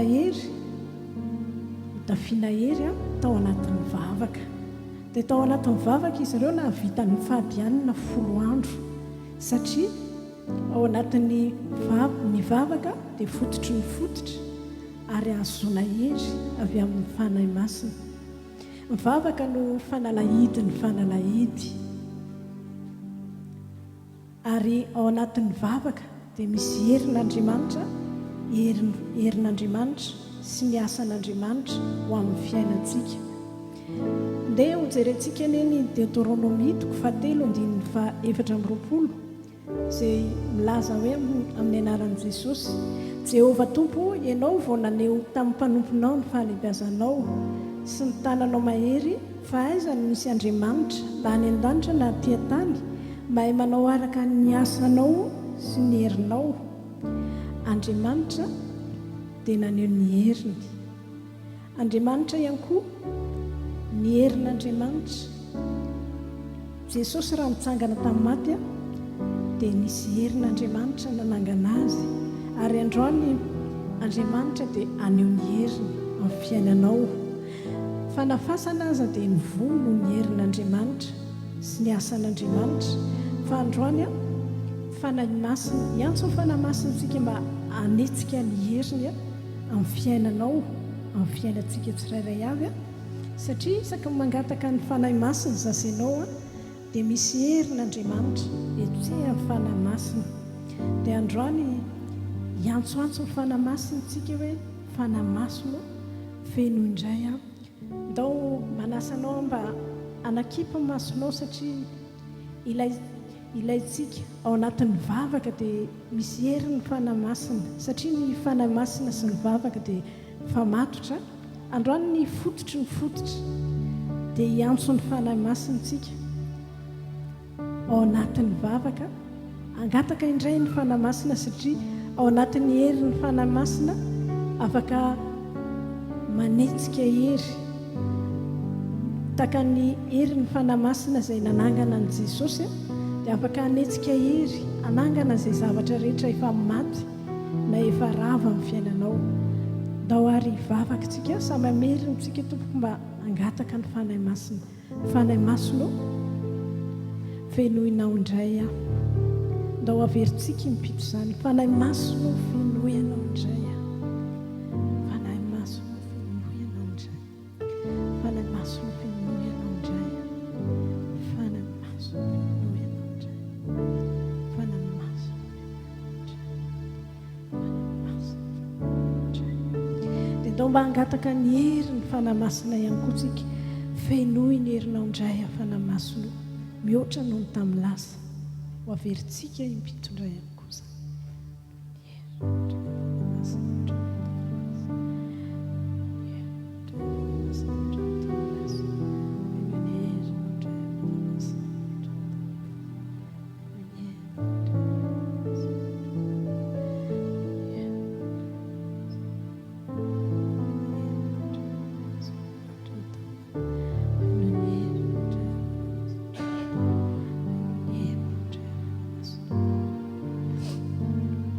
androany ry havana mbola zany heriny fanahy masina, ny heriny fitsanganan'i Jesosy tamin'ny maty, satria mbola tena ao anatiny zany hoe atmosfera ny pasika zany zasenao. Dia androany tsika iantsoantso ihany koa tsika ny heriny fitsanganan'i Jesosy tamin'ny maty. Hoy ny tenin'Andriamanitra ny amin'ny Lioka 9:7-20. Lioka 9:7-20. Ary izay nampahorian'ny fanahy maloto dia nositranina, ary izay nampahorian'ny fanahy maloto dia nositranina. Eto an-tany ry havana, tsy hoe kristianina zasenao dia tsy zavatra anjoantsika mihitsy, fa eto an-tany misy karazana fahoriana. Hoy ny tenin'Andriamanitra izay nampahorian'ny fanahy maloto dia nositranina. Misy karazana fahoriana, manontany teny ianao hoe fahoana mihitsy, fa misy fahoriana naturel, misy fahoriana, misy karazana fahoriana, fa misy fahoriana ao ambadika ilay fahoriana dia tena misy fanahy ratsy, misy fanahy maloto, misy karazana olana hitanao hoe olana normal, satria tsy nanao an'izao dia nitranga ilay olana, satria tsy nitazomiko tsara ilay telefona dia nilatsaka dia vaky ilay telefona ohatra. Dia izay olana naturel. Fa misy karazana olana ry havana tena hoe ao ambadika ilay izy. Mety olana verimberina foana, ry dadabe anay ohatran'izany, dia avy eo koa ilay ry dadatoanay dia ry dadanay koa, dia izay kosa ohatran'ny ohatran'izany. Misy olana ao ambadika ny olana, fanahy ratsy no ao ambadikany. Dia misy aretina naturel, mety vokatry ny tsy fitandremana, fa misy aretina ny ao ambadika ilay aretina tena hoe vokatry ny fanahy, misy fanahy ratsy ao ambadika ilay aretina. Dia misy olana ara-bola, ianao ilay mety ho karazana olona hoe mpandany be, vao tonga ilay vola dia inona indray no komandina, inona indray no vidiana. Fa misy karazana olana ara-bola ao ambadika ilay olana ara-bola, tena fanahy ratsy. Dia hoy ny tenin'Andriamanitra hoe ary izay nampahorian'ny fanahy maloto dia nositranina. Misy aretina ihany koa ry havana, tena misy aretina vokatry ny arerahana, fa misy aretina ny ao ambadikany dia fanahy maloto. Tenin'Andriamanitra ny amin'ny Lioka 7:1-11. Lioka 7:1-11. Ary indro nisy vehivavy izay nanana fanahy mahafarofy 17 taona, ary nanjoko izy ka tsy nahatraka akory. Misy karazana aretina verina foana, ohatra ny tratrany aretina marary foana hoana izy, isaky ny anontaniana dia marary an'izao indray. Misy karazana aretina vokatry ny fanahy farofy. Dia hoy ilay tenin'Andriamanitra eto Lioka 7:1-11 hoe tsy nahatraka intsony, lasa nijeriny tany fotsiny ilay ramatoa zany nandritra ny 17 taona, tsy nahatraka intsony, tsy afaka manijery intsony hoe mba hisy fiainana ho tsara indray ho avy eo. Fa nandritra ny 17 taona dia tao mijeriny tany, niondrika mijeriny tany. Fanahy farofy, misy aretina, tsy aretina ara-batana ihany, fa aretina amin'ny fiainana iray manontolo, aretina fanahy, aretina ao amin'ny saina, aretina amin'ny vatana, aretina amin'ny tokantrano. Misy fanahy farofy. Dia androantsika ny herin'ny fitsanganan'i Jesosy tamin'ny maty tena mbola ao anatin'ny atmosferan'ny pasika tsara mihitsy tsika androany, dia iantsoantsontsika ny herin'ny fitsanganan'i Jesosy tamin'ny maty mba hanasitrana. Raha nositranina ny izay nampahorian'ny fanahy maloto dia ny herin'ny fitsanganan'i Jesosy tamin'ny maty nanasitrana izany. Dia androany mety misy aretina ara-batana mihitsy ianao androany, mety misy aretina amin'ny fiainana, mety misy aretina araka ilay voalaza teo hoe ao ambadika ilay izy aretina ohatran'ny hoe fiainana olana tsy normal tsony satria tena miverimberina foana na tamin'ny ray aman-dreny na tamin'ny namitena sy ny amin'ny ankohonana dia androany iantsoantsontsika nery ny fitsanganan'i Jesosy tamin'ny maty mba hanasitrana izay rehetra ny rehetra nampahoriana sy androantsika fanahy ratsy fanahy maloto nampahory amin'ny lafim-piainana rehetra ndao arytsika hitsangana tompoko.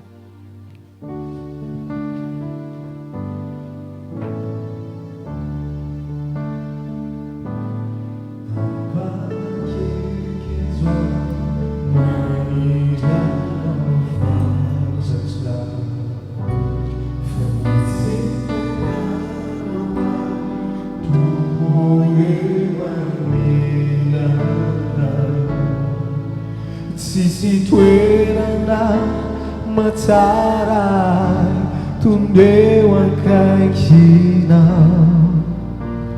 miankoka ny famarinana ndray lazay any androany ampanakeky izy ampanakeky izy nanirana fantratrasy toerana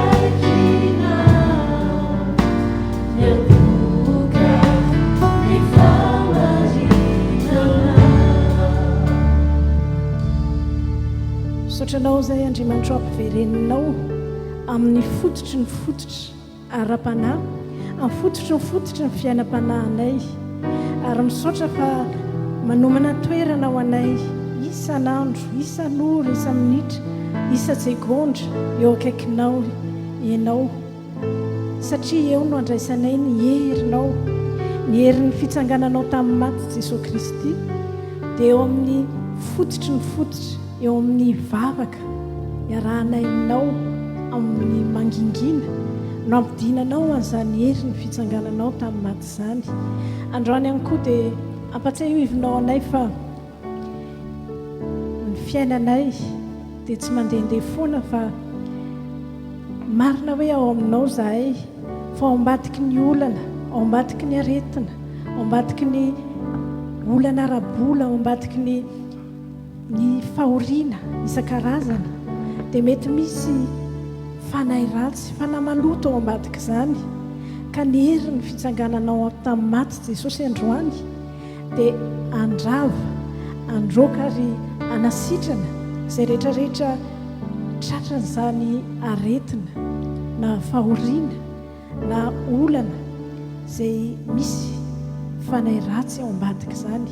Koa amin'ny anaranao Jesosy Kristy, tononoko amin'ny anaranao Jesosy Kristy, ny herin'ny fitsangananao tamin'ny maty eny androaka roana, androaka amin'ny anaran'i Jesosy ary ny herin'ny fitsanganan'i Jesosy tamin'ny maty raiso ny herin'ny fitsanganan'i Jesosy tamin'ny maty anasitrana ny aretina rehetra na aretina mitaiza, aretina tsy ahitana fanafana na aretina miverimberina tamin'ny ray aman-dreny tany aloha ary tratran'izany ianao amin'izao fotoana izao dia tononoko amin'ny anaran'i Jesosy Kristy ny herin'ny fitsanganan'i Jesosy tamin'ny maty andrava ny aretina rehetra na ny héréditaire izany na ny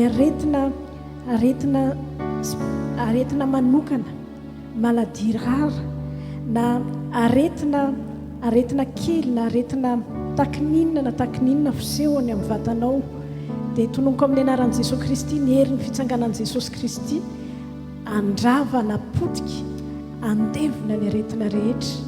Tononoko amin'ny anaran'i Jesosy Kristy ny herin'ny fitsanganan'i Jesosy Kristy ane anasitrana anao tanteraka. Ny herin'ny fitsanganan'i Jesosy Kristy ihany koa tononoko amin'ny anaran'i Jesosy izay fanahy ratsy rehetra, fanahy maloto rehetra tao ambadiky ny olana, na olana ara-panahy, na olana amin'ny tokantrano, na olana amin'ny asa aman-draharaha hoe tsy mahita asa mihitsy, na ny olana amin'ny fianarana, na ny olana amin'ny fitaizana ny ankizy dia tononoko amin'ny anaran'i jesosy ny herin'ny fitsanganan'i jesosy tamin'ny matyny andevona ary anasitrana ny olana na milafy ny ara-panahy na milafy ny tokantrano na milafy ny ara-bola na milafy ny amin'ny asa mandrarà na milafy ny fianaran'ny ankizy. Tononoko amin'ny anaran'i Jesosy Kristy ny izay rehetrarehetra fanahy ratsy ao ambadiky ny fahoriana rehetra, zavatra pahory ara-panahy, zavatra mampahory ara-tsaina, zavatra mampahory ara-batana. Tononoko amin'ny anaran'i Jesosy Kristy ninona olana ka ao ambadiky izany misy fanahy ratsy dia ny herin'ny fitsanganan'i Jesosy Kristy androany andrava ny fanahy ratsy rehetra, anosika ny fanahy ratsy rehetra, ary fatorako amin'ny anaran'i Jesosy Kristy ny fanahy ratsy rehetra ao ambadiky ny olana tsirairay avy, na olana ara-panahy io, na olana ara-tsaina, na olana ara-batana, na olana ara-bola. Fa tononoko amin'ny anaran'i Jesosy ny herin'ny fitsanganan'i Jesosy Kristy tamin'ny maty eny ampidina fiainam-baovao, ampidina fahavelomana vaovao, ampidina fitahiana vaovao, ampidina fahombiazana vaovao, ampidina fiainana tsara lavitra vaovao ho amin'ny ara-panahy, ho amin'ny ara-tsaina, ho amin'ny fidiram-bola, ho amin'ny tokantrano, ho amin'ny asa mandrarà, ho amin'ny fianarany ankizy, ary amin'ny hoavinao sy ny hoaviny ankohonanao manontolo ho voninahitr'Andriamanitra ray sy Jesosy Kristy izay nitsangana tamin'ny maty, ary ny fanahy masina ilay mampidina ny herin'ny fitsanganan'i Jesosy tamin'ny maty eny, ary ho fitahiana, ho fanambinana, ary ho fomban'Andriamanitra anao manomboka amin'ity segondry ity, ary ho mandrakizay amin'ny anaran'i Jesosy. Amen.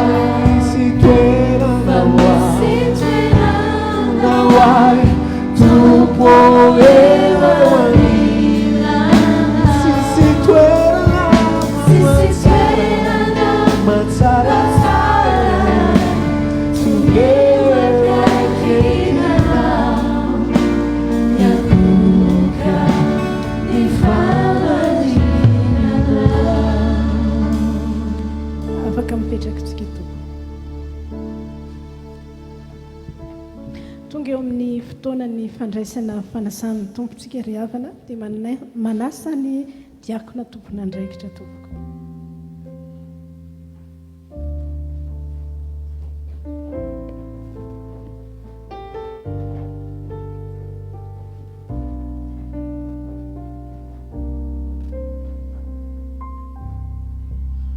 Isakini maenua namahita surata we Detsarupianau Kristinizali Riari peri cinambali Naratajayandau Noelireu akasuritani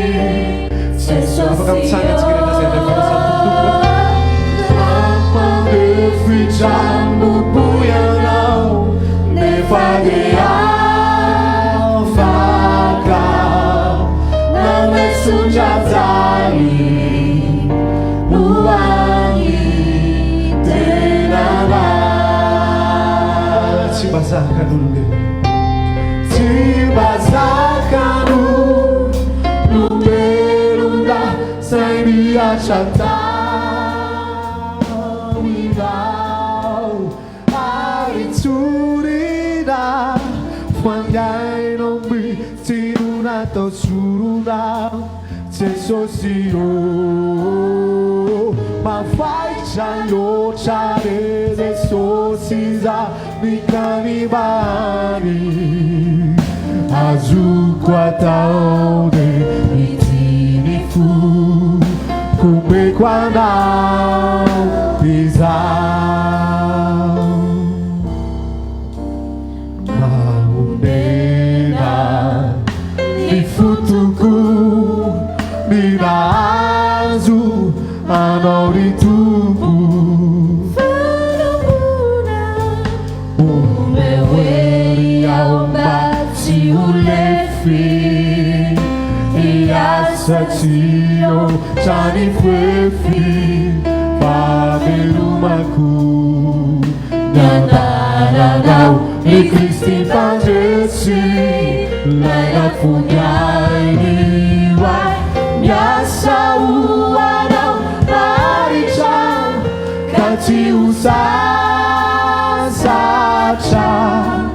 na hoe hitaraina rerakao tupo tsy mazaka n'olombelona tsy mazaka n'olombelona say niasa taminao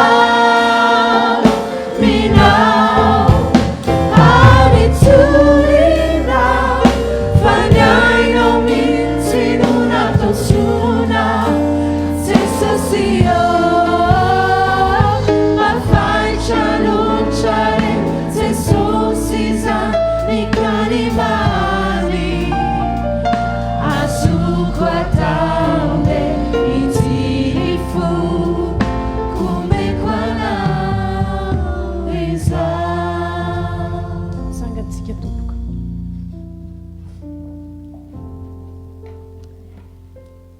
androany ry havana ilay Jesosy tsangana tamin'ny maty no manolotra ny tenany manolotra ny rany ho asy anao indray androany ary ilay Andriamanitra ny Andriamanitra ilay mpanjaka mpanjaka manasa anao manokana manasa manokana anatin'izao fandraisana amin'ny fanasan'ny tompo izao ndao mba hisaotrantsika alohan'ny andraisantsika ny mofo sy ny kapoaka satria sarobidy loatra nanolorany tenany nandatsahany ny rany ho asanao vavaka hisaotrantsika to mankasitraka anao zay Jesosy io fa nomenao ny tenanao sy ny ranao mba ho anay manokana androany raha ndray izao mofo zao sy sotro ny kapoaka dia mba mamindrafo aminay mamelany eloka tsirairay avy zay rehetrarehetra nampalahelo anao fanamasolo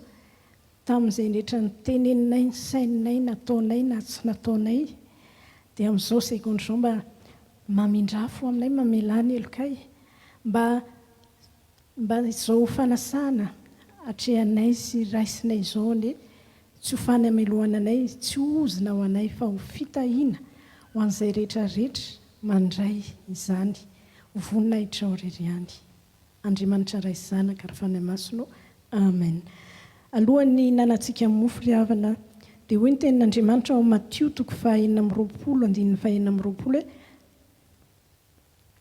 ary raha mbola nihinana izy dia nandray mofo Jesosy ka noho ny efa nisaotra izy dia novakiany ka natolo ny mpianatra ary hoy izy raiso hano ity ny tenako ity mofo ity ry havana dia tandindo ny tenan'i Jesosy omeny asa ianao raiso izy hano ity ny tenako alohan'ny nanantsika izany dia ndao ary mba anao izao vavaka merina izao vavaka izao tsika Jesosy eo misaotra anao tsy nisy olombelona afaka nanolotra ny tenany ho fato fa ianao kosa nanolotra ny tenanao ary androany porifoinao indray izany atolotrao ny tenanao tianao raisiko tianao hoaniko ianao tena te hiditra tanteraka atao anatiko ary anjaka dia misaotra Jesosy io raisiko ary zao mofo zao raisiko mifanjakanao mba hitombo iroborobo ary azo toerana azo vahana atao anatiko amin'ny anaranao Jesosy amen. Inona ny mofontsika tao.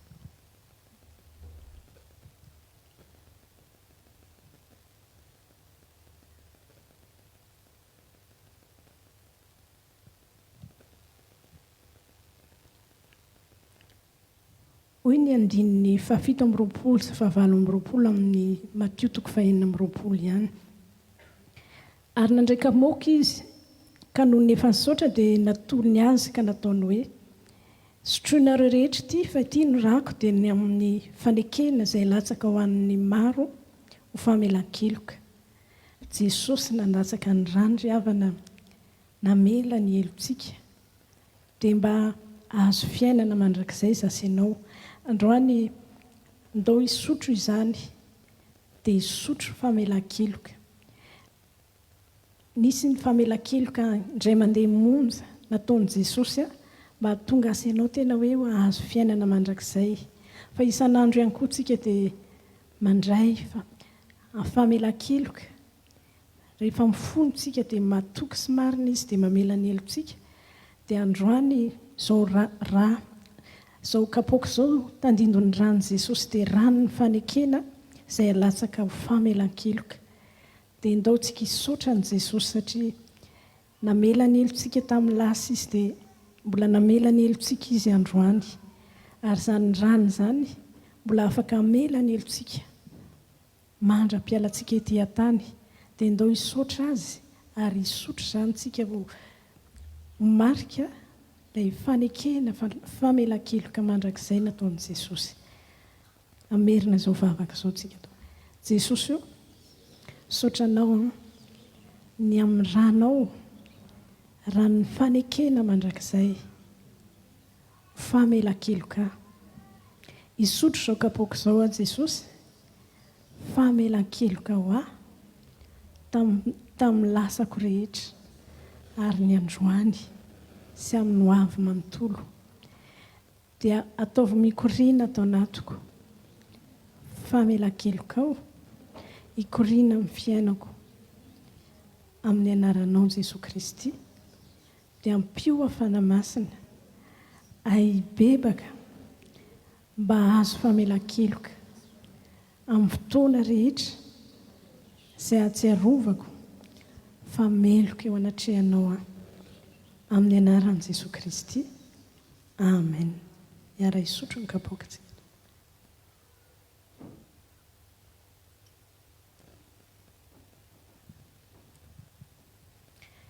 Saotranao izay Andriamanitra ny amin'izao fanasana masina izao. Saotra Jesosy ny amin'ny tenanao, saotra ny amin'ny ranao nafoinao anay tsirairay avy. Dia tehirizo ny tsirairay avy Jesosy io mba tena hanjaka tanteraka ao anatinay eny ianao, hitombo ny fanjakanao anatinay ary tsy ho fanjakan'ny ota sy ny eloka izahay fa ho fanjakanao Jesosy Kristy ilay nitsangana tamin'ny maty amin'ny anaran'i Jesosy amen.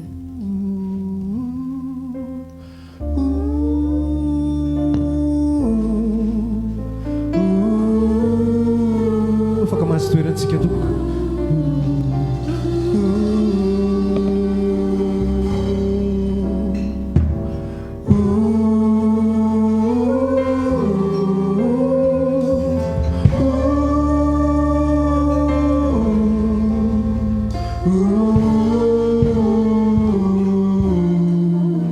Tsy mba zakan'olombelona, tsy mba zakan'olombelona zay miatra tamina ary tsorina fandainao mitsinona tosona Jesosy io mafaisa loatra e Jesosy za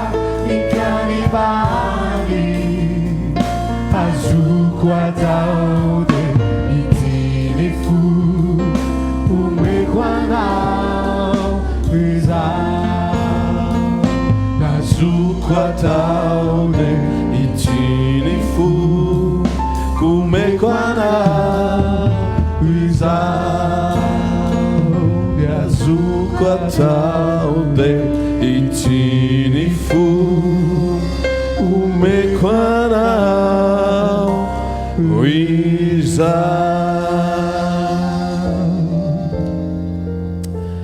amaky tenin'andriamanitra tsika amin'ny boky nomeri toko 10 andininy 10 amin'ny anaran'i Jesosy ary amin'ny andro fifalianareo sy amin'ny fotoam-pivavahanareo ary amin'ny voaloham-bolanareo no itsofanareo ny trompetra raha manao ny fanatitra doranareo sy ny fanatim-pihavananareo dia ho fahatsiarovana ho anareo zany eo anatrehan'andriamanitrareo izao Jehova no andriamanitrareo. Ozy ny ten'andriamanitra hoe rehefa mitondra ny fanatim-pihavanana dia tadidio fa ozy andriamanitra hoe fahatsiarovana ho anareo zany eo anatrehan'andriamanitra. Dia tadidio fa rehefa manolotra ny fotsika ho fanatitra ho an'andriamanitra sika dia tadidio fa ho tsaroan'andriamanitra mandrakizay hoe efa nanolotra ny tenanao anazy ianao. Dia rehefa mitondra ny fanatitra koa sika dia hoy andriamanitra ao anatin'ny teny manao hoe dia fahatsiarovana ho anareo zany eo anatrehan'andriamanitra reo. Ny fanatitra izay hoentiko sy hoentanao ny vola tompoko andriamanitra manana ny ampy, andriamanitra manana ny zavatra rehetra. Fa rehefa ao anatin'ny fanatitra andriamanitra te izato ohatra andriamanitra ao anatin'ny fanatitra dia tadidio fa izy rehetra fanatitra ataoko sy ataonao ny vola izay hoentiko sy hoentinao dia ozy ny ten'andriamanitra ho tsarovan'andriamanitra ho tsarovana mandrakariva eo anatrehan'andriamanitra izany.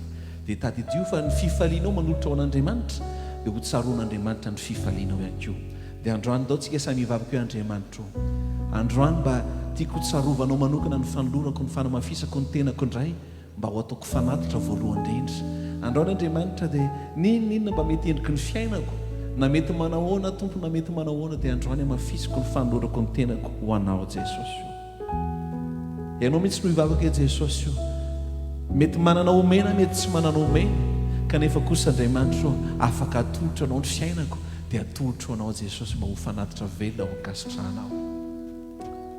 Dia androany anomana koa ianao tompo mety efa nanana nomanina ianao mety tsy manana omanina ihany koa mety tsy manana omena fa androany ho tsaroan'andriamanitra foana satria nanolotra ny fonao an'andriamanitra ianao. Dia hivavaka ianao andriamanitra izy rehetrarehetra mba nomaniko androany andriamanitra dia tsy mba misy avy amiko fa ianao no mba nanome. Dia androany andriamanitra amin'ny fifaliana mba hitondrako an'izao vola mankarena fanatitra izao ho fampandrosoana ny fanjakanao voalohany indrindra. Andriamanitra tsy mba mila vola avy aminay ianao andriamanitra fa ny fiangonana andriamanitra no mba ho tohananao an'izany fanatitra izany.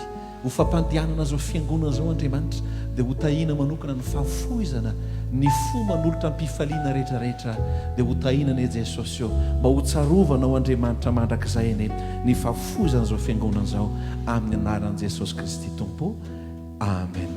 Hitsangana diakona izarany valopy dia tsika rehetra kosa hiaraka ilaza ao anatin'ny hira manao hoe andriamanitra ampianaro ny foko tompo mba anao ny sitraponao isan'andro san'andro.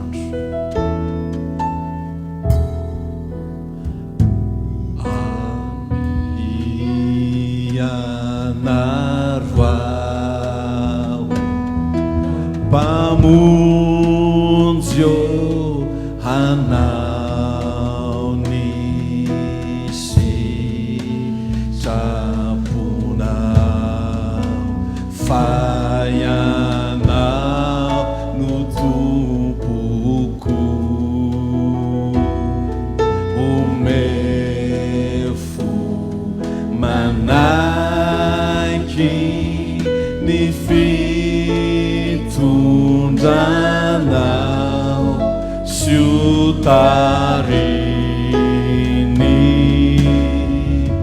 fana overtsika ihany hoe ampianaro mpamonjy eo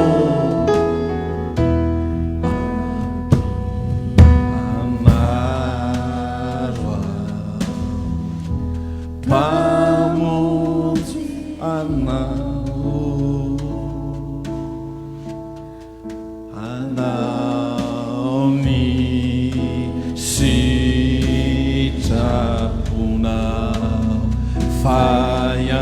fayanao nutupuku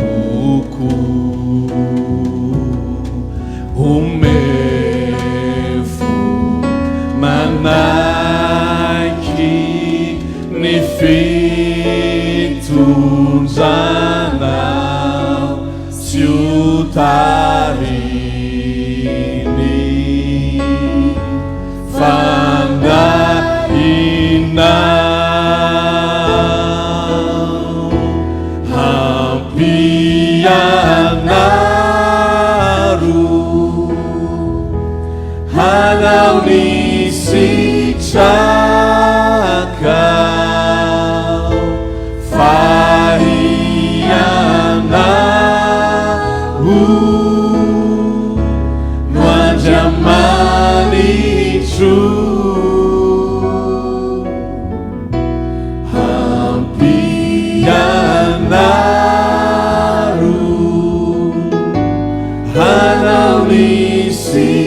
sitraka faianano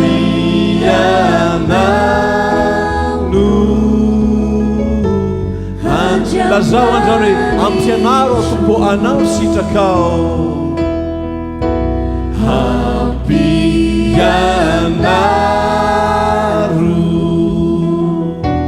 hanao ny sitraka faianano handramanitro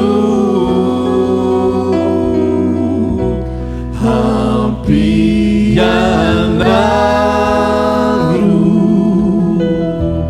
hanao ny sitraka faianano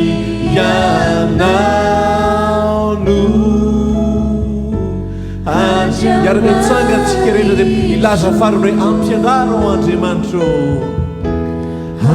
ampianaro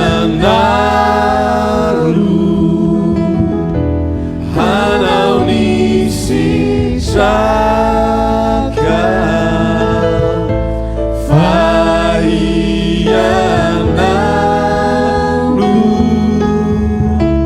handramanitro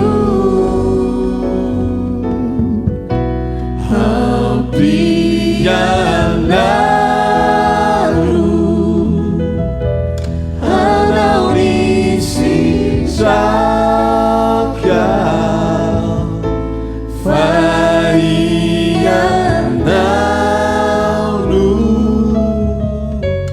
handramanitro androso ny diakona dia mangataka ny zokomisa mba hitondra zao fanatitra zao eo anatren'Andriamanitra hivavaka ho an'ny fanatitra tompoko dia mbola hiary hivavaka tsika tompoko misaotra anao zay Andriamanitra mba nafahanay nanomendray tamin'ity androany ity mankasitraka mankatela indrindra anao zay ny ireo fitahina maro zay nomenao anay isan'andro Andriamanitra ankasitrao fa vokatry ny fonay ny sainay ny fanahinay izany fanantitra izany Andriamanitra misy koa ireo tsy nanana Jesosy tsy miafina aminao ny fiainany tsirairay avy misaotra fa inao koa nokatra lalana zay tsy takatry ny saina ho an'ny tsirairay Andriamanitra dia mankasitraka amin'ny fitiavanao anay tsirairay avy amin'ny anaran'i Jesosy Kristy tompona ovanay sangatahana izany misaotra raha eo amen lazao andrano hoe ampianaro tompo mba hanao ny sitrakao afaka mankatoerana moramora ny tiakona ampianaro hanao ny sitraka faianano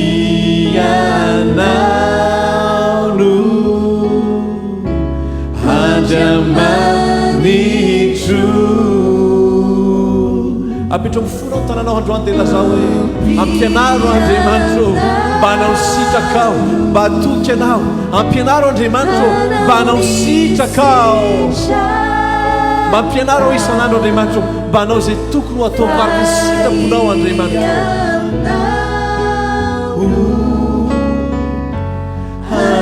lazao farany androany lazao farany androany irao fanisendahatra mihitsy hoe ampianaro hanao ny sitraka faianano handramanitro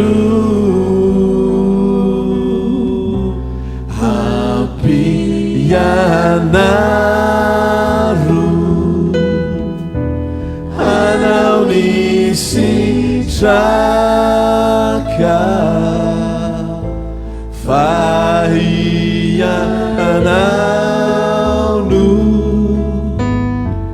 handramanitro afaka mahazo toerantsika rehetra tompoko milohany idirany tompo tandraikitra hitondra ny filazanao antsika rehetra dia mba anao ty filazana manokany ty avetivety isan'andro tsika fiangonana dia manana intercession miaraka amin'ireo mpanompon'andriamanitra rehetra ny pastera rehetra ny Madagasikara iaraha ny fiangonana MRE rehetra eto à Paris, ny fiangonana rehetra any Antananarivo, ao Anosiala, Sampana Ivandry ary ny any Tomasina sy ny Antsirabe. Isaorana manokana ny zotom-pony ananan'ireo mpanompon'andriamanitra ny Madagasikara izay mivavaka ho an'ny fiangonana MRE eto à Paris. Dia mba te hanentana antsika fiangonana isika rehetra andeha mba hiaraka hivavaka ho an'ny fiangonantsika. Ireo mpanompon'andriamanitra ireo ary any Madagasikara, isika ety amin'ny 7 sasany alina, zareo amin'ny 10 sasany alina, misy efa matory no tsy maintsy manao réveil satria te hivavaka manokana ho an'ny fiangonana MRE eto à Paris. Dia isika indray ve indraindray ohatra hoe isika anaterana fitahiana ve no andeha anakatona varavarana mba te hanasa ny rehetrarehetra isika fiangonana. Raha ohatra ka vonona ianao ndeha tsika hifampitantana ao anatin'izany intercession zany afaka manatona zokitahinana i pasteur Tantely dia manome ny laharanatso atarby satria sur WhatsApp izy io, dia mba hiaraka atsasakadiny fotsiny ilay fotoana. Dia eto dia teanindry raha misy koa manana antombavaka manokana aza misalasala afaka alefanareo SMS amin'ny zokitahinana amin'ny pasteur Tantely na omenareo anany antombavaka dia mba hifampivavaka tsika ao anatin'izany. Raha misy tsy voatery hotononona ny anaranao fa izay mba raha mety misy zavatra manokana mihitsy mahakasika ny fiainanao dia afaka hifampizarana hifampivavaka tsika rehetra satria ozy ny ten'Andriamanitra fa ny fiasan'ny fivavaka ny marina no mahery indrindra. Averiko ihany isika fiangonana rehetra, isika rehetra afaka miaraka miditra ao anatin'izany andeha sika hifampivavaka. Za dia tena mahita ny fitiavan'ireo mpanompon'Andriamanitra any Madagasikara ny fiangonantsika dia indraindray moa tsy hafa manoatra satria mbola eny am-piasana fa dia zay Jesosy eo misaotra anao zay nomenao mpanompon'Andriamanitra mivavaka ho an'ity fiangonana ity, mivavaka mandany fotoana ho an'ity fiangonana misy atsika eto à Paris ity. Isaorana manokana ny pastera rehetrarehetra tsy hankanavaka mankasitraka tompoko manantena antsika rehetrarehetra ato anatin'ny fiangonana andeha hifampitatana fa nivavaka manova zavatra fa tsy hoe indraindray rehefa mety reradreraka fa ianao reraka iny mihitsy no andrasan'Andriamanitra hitsangana hivavaka. Indraindray tsika mety hoe tsy hafa manoatra fa tena tsy maintsy zao hoe amin'iny fotoana mihitsy ianao mila mandresy an'iny zavatra iny anokana 30 minitra hivavaka. Omeko ny tompona andraikitra mbola hiverina aminao rehefa avy eo hitondra amintsika ny toy ny filazana. Misaotra indrindra tompoko. Dia ampifaliana indray ry havana no arabainantsika tsirairay avy tonga soa eto amin'ny fanatrehan'Andriamanitra. Toy izao indray ary ny filazantsika amin'ity alahady 12 avril 2026 ity. Toy izao ny vaky tenintsika tompoko amin'ity herinandro ity mamaky ny bokin'ny Hagai sy ny bokin'ny Zakaria isika ka toy izao ny fomba amakitsika azy. Androany alahady sy rapitso alatsinainy Hagai toko anankiray avy mifampitohy. Talata hatramin'ny sabotsy Zakaria toko 2 avy mifampitohy. Tsy adintsika mivavaka ho an'ny Madagasikara fa malagasy isika dia natao hivavaka ho an'ny Madagasikara dia hotahiana ny Madagasikara. Isika ny alarobia tontolo andro dia manana vavaka sy fifadikanana izay iarahantsika amin'ny fiangonana FEOB any Madagasikara. Ny fitoam-bavakantsika ihany koa dia afaka rahantsika eo amin'ny YouTube tapentsika ny MRE France les Messagers dia hitantsika eo ny fitoam-bavaka izay iarahantsika isan-kalahady eto. Azadiny fa manana ihany koa isika ny web radio ahafahantsika mihaino ny raharapanahy toriteny ihany koa mba hanampy antsika ampitombo ny fanjakan'Andriamanitra ato anatintsika. Taka mazatra dia aorianan'ny fotoana dia afaka mandray antsika ny pasteur antsika ho an'izay mangetaheta vavaka. Dia raha mbola tsy tonga any amin'ny raha ny lanitra Jesosy sitrapony dia eto indray fitoam-bavakantsika ny alahady amin'ny 3 ora ny toerana tsy miova 86 rue Colonel Fabien 94 230 Cachan. Dia izay indray ary ny filazantsika anio dia mirary tontolo finaritra ho antsika rehetra dia samotahian'Andriamanitra tompoko. Melohany idina mpanompon'Andriamanitra hitondra antsika ao anatina fiderana dia mba te hizara zavatra anankiray aminao ago te hanasanao manokana amin'ny herin'ny androany. Anasanao mba jereo kely ny akaiky ny teneno mila tonga ianao amin'ny herin'ny androany hoe